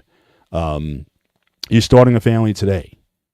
Are you even trying to open up, say, a 529, start saving for college? Now, are you going to direct your kids towards college? I mean, what's your general sense now versus when you were a kid? Because, like I said, I think a lot of people are visiting this conversation now to say, is college even worth it? Are there other ways you can get education without having to spend the exorbitant money or even go away? You have online schools, and then there's the perception of whether or not, with their accreditations, would they be accepted when you go for a job, when they see what's on your resume, how much of that matters? What is your general So sense of higher education now versus when you were younger? So I can put this in two different ways. So do I think they need to eventually get some kind of education? Yes.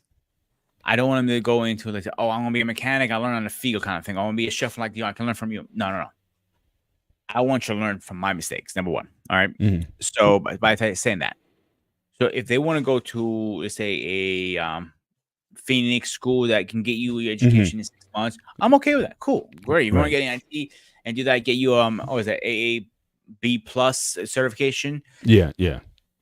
Great, go for it, get it. I'm not gonna push back, but I want you to think and make your research first. What you want to do. Mhm. If you want to be a rocket scientist, that's fine. Be a rocket scientist. I'm not gonna stop you. Is whatever Mhm. you want to do, as long as you're happy what you do and you're making money. You're not struggling. Because at the end of the day, if you're struggling, there's a point to be. You can't be happy if you're struggling. Mhm. That's my personal opinion. Because you can love to be a chef, for example. I know a lot of chefs would love it, but they're struggling, so they're not happy in it. Okay, gotcha. If that makes sense. Right.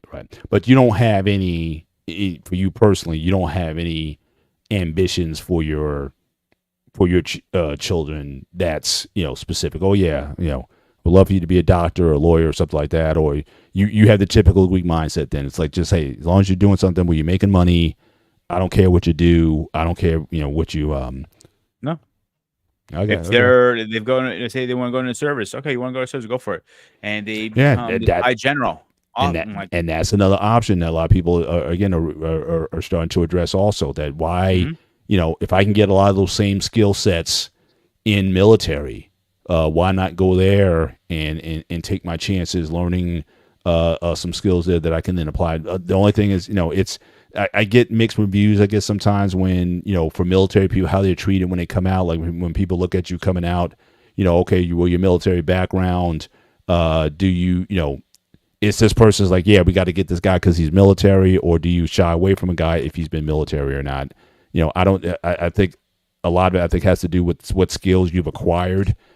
In that you might be good at jumping out of airplanes, but I don't know how that necessarily figures in the field, especially when you talk about in corporate places. I know there's jobs where they ask you questions where you fill out the questionnaire. Are you military, your background, or whatever. I guess there's incentive to try to hire ex-military people into a lot of these jobs. If you have it, it's a plus. But for some, I don't know if it matters as much. But that is certainly an option where people can do the military route, put a certain amount of time in, come out, maybe become a police officer or some other or firefighter or some other profession that could leverage some of your experience from being in that profession. So a little backstory. I mean, I'll be honest. So when I was thinking about education, when I was around ninth, eighth grade, most people want to be mechanics. Most people want to go to, be a doctor, be a teacher, whatever. They already said, as young as I can remember, like as a small kid, I was remember what, everybody used to ask me. My mom used to shake her head like, you're not doing this. And I didn't do it because she didn't say it, because for other reasons I'll get to in a minute. I wanted to go into service. That's my dream, was always going into service. And people look at me like, you're crazy. Like, I remember the guy who was during the Iraqi war was really high. People were blowing anybody up and stuff like that. People looked at me like, when the guys, officers coming around, hey, you got anybody to think about enlisting? Yeah. I go, my hand was going up like, I'm like, damn, you didn't even let us finish our sentence. Like, I already wanted to sign. I spoke to, they knew me already. Like, I was always in the office hanging out with them because that's what I wanted. The reason I get in, it wasn't because of my disability or anything like that. It was because my knee was so fucked up. Simple as that. So to me, it was like a bad pill I had to swallow. But I was going to go in originally as infantry and figure it out as I go and get some schooling and then come out, maybe be a cop or something else. Do 20 years in the service, 20 years as a cop, be retired, pretty young and just relax and share with my wife if I had one. You know what I'm saying? Right. But things don't go as planned, obviously, sometimes. So now with the military thing, it's a tricky one because you have to make sure your contract says they're going to pay for your schooling. It depends what it is too. Like if you're going to be a school, let's say you want to be cybersecurity, a very good example. It's a big thing right now in the military. Most likely they're going to pay you to go to school. So you're going through your training, then your job training, then your civilian training is called. So you get all three, then your contract starts. So you might be in school for a while. Like if they still do it that way, it might change because it's been years since I researched it. So we as American or a few people has that opportunity to go through the military and pay for it. Like Greece, we don't have that option. We cannot go to any, go to service that, hey, can you pay for my schooling? Because they look like, no, because you have to be drafted no matter what. So why are we going to be drafting you have to pay for your school? It makes no sense. Yeah. You have to come here anyway. Right. Joshua Jones said, look at one of the comments he said, I bet if we asked Mr. Bennett about the last IKEA he assembled he did for his wife, I bet he will never admit he didn't even look at the instructions. Now he's talking about books. So first of all, I always read the instructions for IKEA every time I build something from there, number one. And but again, as far as the books, again, if I can get away with school without books, I would love to do it. They didn't, but they force you to do it. They force you to buy the books at the premium price. So I didn't have a choice in that matter in terms of other instruction. It was a requirement. But yeah, if I could have did that without having to spend all that money on books that were obsolete as soon as the semester was over, yeah, I would have found a way around it. But yes, I do read my IKEA manuals. Ironically, my wife didn't always did, and that's why sometimes I would have to redo what she put together because it's just like, why is there 6 or 7 bolts still that are missing that should have been put in there? It's funny you say that. And then I got to put it back together again. So when I started, I get the idea I want to be a mechanic. My dad took me to his friend. I was working with him and stuff like that. I remember doing the tools. I'm like, I have a bucket of bolts still. Like, I'm in Georgia. Is this supposed to be normal? Like, yeah, they just put extra bolts. Don't worry about it. Like, post the goddamn taxi out. He worked on taxes in Europe. All the big guys. And I go, I don't think it's supposed to be like that. Like, it runs. It's not shaking out of the car. Relevant. Like, the instant I'm bouncing, you're good. Like, and he's one of the best mechanics in New York City, believe it or not. Right. I'm like, yeah, but we're missing bolts. That's every car, everything I ever worked on car. You always have 5, 6 bolts. Like, where the fuck are these coming from, man? They're like shit. The car's shitting bulbs or something. I couldn't figure it out. Right. So it sounds like your wife has the same problem because of shitting ball syndrome. Somewhat. It's like, yeah, I think one or two I can see, but six or seven, yeah, there might be something not quite structurally the structural integrity I may question a little bit. But as we wind down the show, I want to ask you a question before moving sure thing, forward. go for So, it. okay, I Yep. remember you said before earlier that you have to have a good communication structure. Like, you have reading and spelling has to be a very strong point for people from overseas. But don't they have programs for that nowadays, like Dragon and so on? Well, Help. again, that's one of the things we may have to consider. If you're going to have AI and you're going to have Chat GPT essentially saying, you just tell them, hey, I need a requirement based on this, you feed them some information, they spit out like a perfect requirement. That might be something that would affect someone's relevance in the field. I think almost year to year, you have to take the position of, again, what's relevant, what's trending.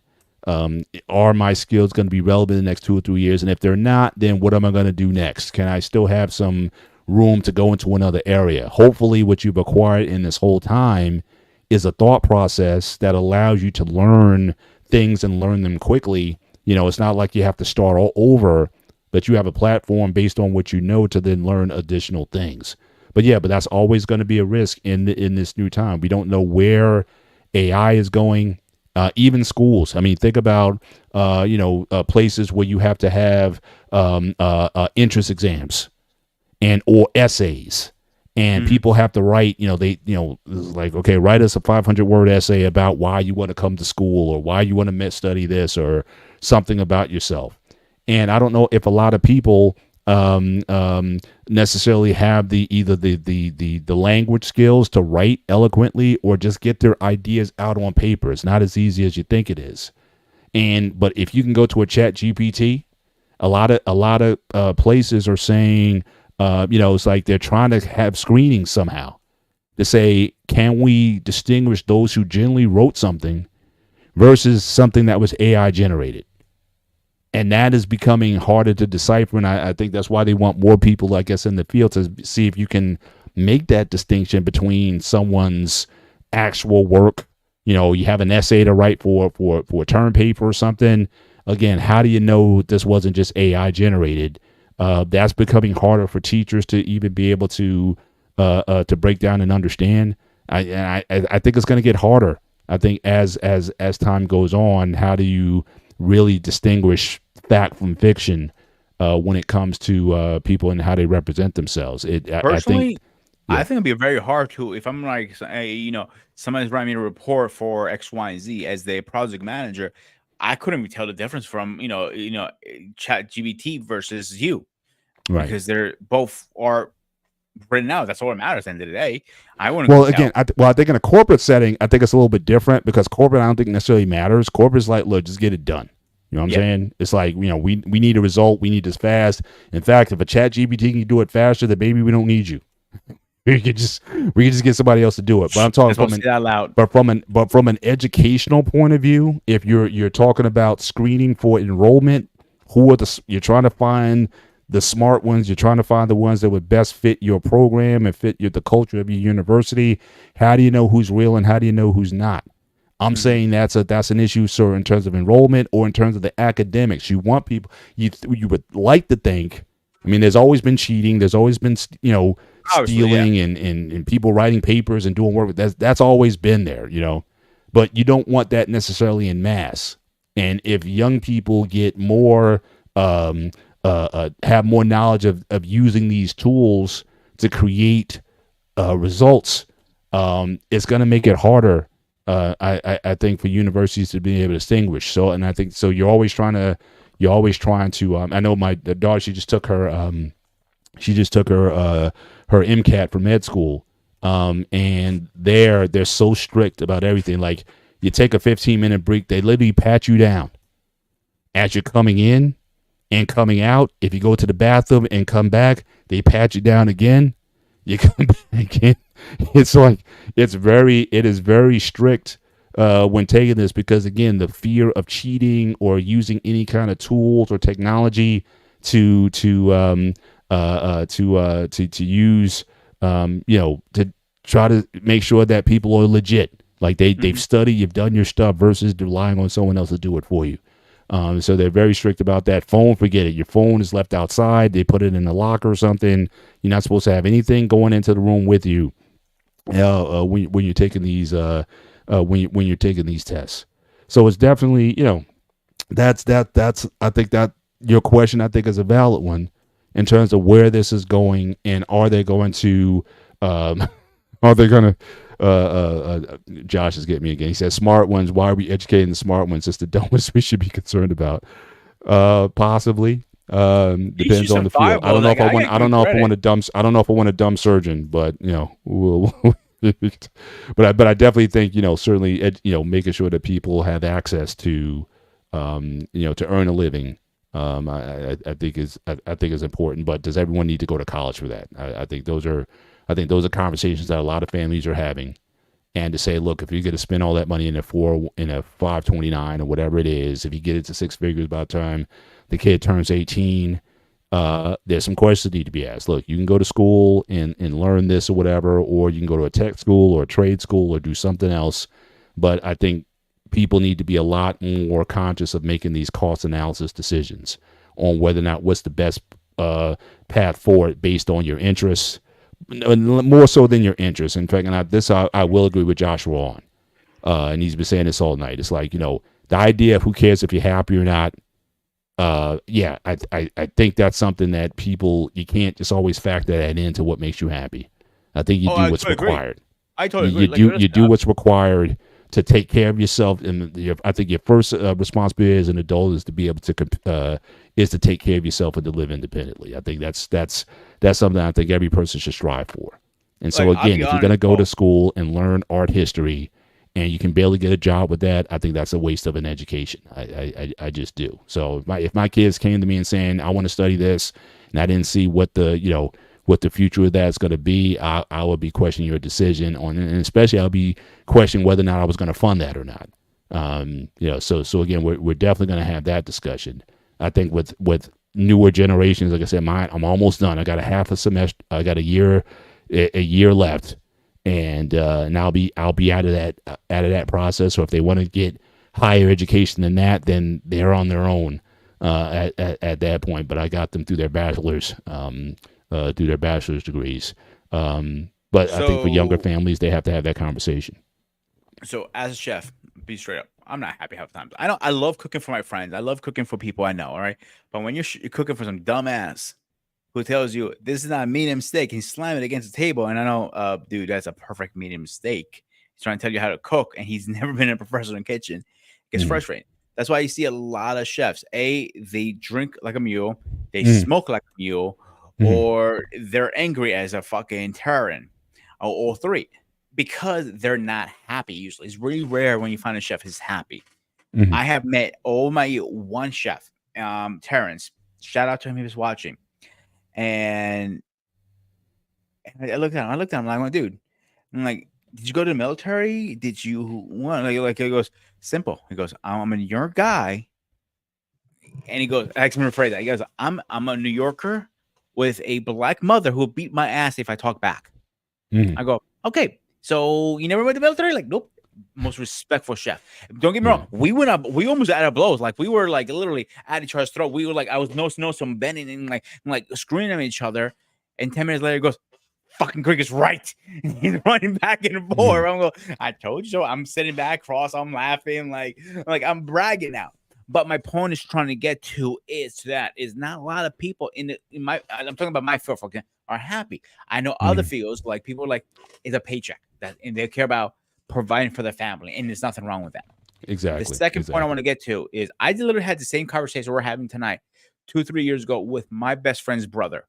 Mm, He is in a point in his life like he doesn't know what he wants. He loves gaming, but I don't think going for programming or something like that is in his cup of tea for mm, him mm, because the guy can't sit down still for too long. Like, and you need to be able to sit down for hours if you're programming.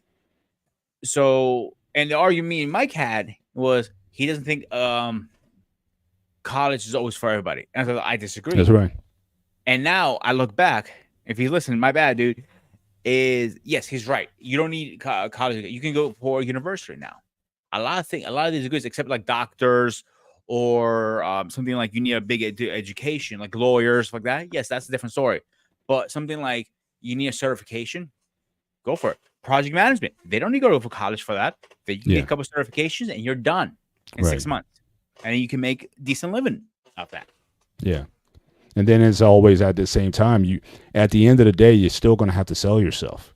Yeah. In terms of you're going to have to sit in front of somebody, and we've talked about this in earlier shows. Again, your soft skills, your communication skills. Can you build a narrative that makes you attracted to a potential employer, assuming if you want to, work for somebody? You're going to have to sell you over everything else. And in fact, I had a experience not too long ago when I was deciding between the job I have now versus there was another one that was on the table, and quite frankly, I wasn't necessarily as qualified for it. But the woman, she was impressed with my personal story because, again, the last job I was at, there was a lot of, you had to wear a lot of hats. You were kind of working in a very chaotic environment, and you had to, I basically sold that. It's like, look, I may not know exactly your platform, but I'm pretty sure I can learn it. And the fact that I was able to work in an environment where you kind of had to learn things on the fly, she was like, you know what, I like that guy. And so, so you're still going to, at the end of the day, you're going to have to sell yourself to an extent, and convince people that, hey, this person can fit our culture, and he can do it, and he can do the job. So we can't deny that. And whether or not college can certainly give you that, I don't think that can do that. You still have to go out. You still have to know how to talk to someone, look someone in the eye, have a conversation. And so those soft skills, I think, are as important to survival in this type of economy that's moving on a dime as much as, the book form. Because, again, the how-to stuff can, in fact, my daughter, middle daughter, she studied supply chain.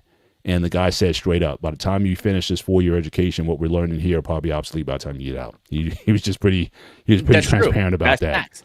So, So yeah, but her personality is such where, she kind of wins in every room that she gets in. And that's something that, certainly is an asset that she has that other people don't.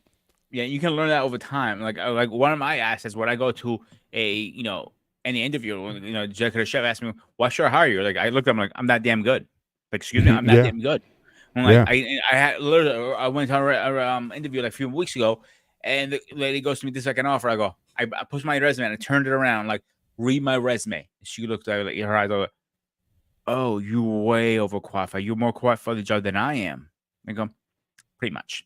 So that's why I can Yeah. demand the numbers I demand. You know what I'm saying? Yeah, exactly. So it's the same thing with you. And like you've been doing this for Yeah, you have to have a that's why confidence. You have to have a belief in yourself. And again, at the end of the day, a lot of these are human decisions that people are making. And there's obviously it's going to be informed on some information about you. Where you work, where you went to school, your qualifications. But at the same time, it's about you. And some people is like, you know what? I was going to hire this person, but I got such a vibe with you. I'm picking you. You just can't explain it. Like everyone talks about this merit-based or meritocracy. Sometimes it's not just about merit. Sometimes it's about you just being the person that person wants. It could be subjective, and those are realities that we need to learn to live with. But before we close out, I have one more question for you before we close out. But I want to give some shout out to the chat again. Thank you guys so much for being with us tonight. Certainly shout out to Marcus Antonio Castillo. Thank you for joining us. M. Constantin, thank you for stopping through. Again, Actual King Smith, appreciate you coming through tonight. Information Man, as always, he's always dropping through and seeing us. That means a lot to us because we know the grind that you put in for your show, so we appreciate it when you come in. Lost in Translation, brother. I mean, you're the voice of the BMU network, man. I mean, the way you set the tone in these conversations and whatnot, it's always an honor to share the stage with you, and the tone that you set in these places. Really appreciate that value that you add to this network. So again, thank you so much for stopping through. Prime Sports Media, much respect for you also stopping through tonight. Appreciate you coming in. And my man Anton from New Jersey, I was waiting for you to come in. Greetings and salutations to you also. Definitely appreciate you stopping through as well. Yes, Jersey is a matter of fact. And now, see, that's right. Jersey, stand up. That's right. I love my state. So definitely Jersey standing up tonight. Really appreciate you guys. But the last thing I want to kind of close the show out with tonight, everything that we said about college, when I can say honestly for myself, college was a very instrumental to my life. Just given the background that I came from, dysfunctional home or whatnot, college was really the first time I was able to live somewhat independently. Really didn't have a knowledge of myself very much. I found a brotherhood that was there, and the things that we were able to do on the university that went above and beyond the classroom. The social activism that we were involved with, the mindset and the attitude that we developed, that because all of us were like first generation, meaning we were the first ones in our families to either go to college, certainly a 4-year college. I mean, we had maybe siblings or people who went to like a 2-year college or community college or something, but we were to be at Rutgers for 4 years was like a big deal, you know. So when we graduated, our families were just like, wow, we have a Rutgers graduate. That meant something to the legacies of our families, because nobody had done that prior. And so just being in that environment, it definitely allowed me to grow up. It definitely allowed me to, become a better version of myself. And a lot of those guys who I went to school with, we're still tight today after 30 something years. We're still close. We get together at least once a year with guys. Sometimes we get together, unfortunately, because some of the brothers have passed on. And so sometimes the funerals bring a lot of us together. But, there's when you get together with these guys, you still have those feelings of brotherhood that was there, as well as our experience. So, certainly it was a big life lesson for me. So, for that aspect alone, I'm grateful for my college education. I don't know if I would have got that type of education or experience anywhere else.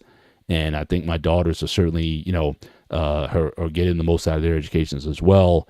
What that means for future generations. Again, do you need the 4-year experience? Do you need that college experience? Maybe. If you need to grow up, if you've been sheltered most of your life, yeah, go somewhere where you're eating ramen noodles at midnight with some tuna fish or some peanut butter on some crackers or something, and you're calling home because like I ran out of meal swipes. Can you wire me some money? And we say no. You're gonna have to wait until next week. Figure it out before you get there. And you're right. Yeah, Rutgers back in the day, it used to carry that. It was if Rutgers wasn't a state funded school, it would have been considered like an Ivy League school. Absolutely. And not only that, our black experience at Rutgers, because again, for a lot of us, we were saying, did you go to an HBCU or whatever? And back in the day, in the late 80s and 90s, we felt like we were at an HBCU in terms of the vibe there and the experiences and the things that we were advocating for back then. And again, it was just an integral part of my life. So, so Grumman, just on your end, just your educational journey. I know the places that you've been, you didn't necessarily go to or graduate from a traditional Yeah. college university per se, but just your experience around a university. Is there anything that you would take from your experience around a university that you think is useful for a young person who may be considering that in 2024? I don't want to necessarily paint a dark picture. I just think people No, just no, no, need to be no. wiser What in I the was gonna decisions that say they're making. I want to say one thing before I get into that. The experience, like the brotherhood of the sorority, I wish we had that in my college, because that's the one thing I did miss out because I never got a chance. Hmm. So if you do have a chance to go to college, whoever's watching it, definitely go and definitely join a sorority, because you're gonna have the brotherhood is always gonna be there no matter what. I know a lot of guys are in it and they love it. Um, so with my college is a little unique because it was more a technical school, but there was college credit. So we were graded in 3 different ways: our mechanic schools, our paperwork, and our professionalism. I came in credit; they came in most professionalism ever, because if you leave early, you guys strike. If your beer's not trimmed, no, like certain angle, certain length, they literally take the measuring tape. And like back then, I didn't have the long beard. Like I'll be getting striked right and left, but I have about that. Like even the hair, like the long hair in the shop is actually a hazard because you can catch on fire. Hmm. So anyway, so what I learned from my take back from that was everything is monitored through everything from your employee. You think they're not Hmm. watching? They're watching. Yeah. How are you putting that together? Why are you doing this? Why are you taking a break at this time? Why are you doing that? They watch everything. So be mindful when you're working. Yeah.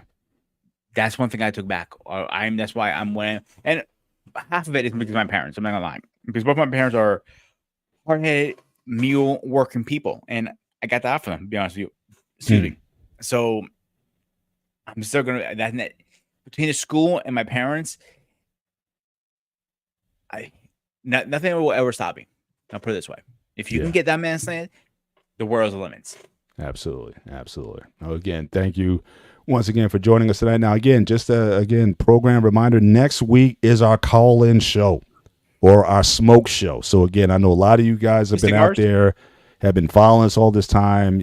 Now you get your shot at us next week, the 19th. So, again, come in, come on time. So you get more space on the on the platform. You just want to come in, say your piece, and get out, fine. If you want to hang out with us for a little bit and talk over some things, certainly we welcome the conversation. And certainly I'm looking forward to that show. But again, we appreciate the support that we've gotten from the BU Network. And just to reiterate again, we appreciate you guys coming in. Again, consider supporting the BMU Network. Again, we offer essentially programming almost every day of the week, and certainly help this platform grow, and so that we can offer more quality content to the masses. But with that, again, Grooming, any last words before we close this thing up? Should we get cigars next week? I don't smoke. You don't have to smoke. I'm a teetotaler. I don't. Maybe a lollipop. How about that? Remember Kojak? But I already got the bald head, so I'll be like Kojak. I'll be like Telly Savalas. I'll have the lollipop in my mouth. I'll have it. You can stop it. Who loves you, baby? I'm just saying, a cigar. If we're gonna call it a smoke shop, we gotta have like the whole cigar, like. Mm-hmm. I'm saying people gonna be bringing the fire to us. They coming after us. So I'm just saying, if anything, I might wear a fire suit because folks gonna be bringing the fire next week. So hopefully, we'll be prepared for that. But with that, again, for all of you, enjoy your work week. Again, thank you so much for joining us again. We'll see you next week, God willing, on the gray area. I am Mr. Bennett. He is Grooming in Reviews, a.k.a. the Ghost of Sparta, a.k.a. Peter, a.k.a. You guys have a great week. Take care. God bless. We'll see you next time.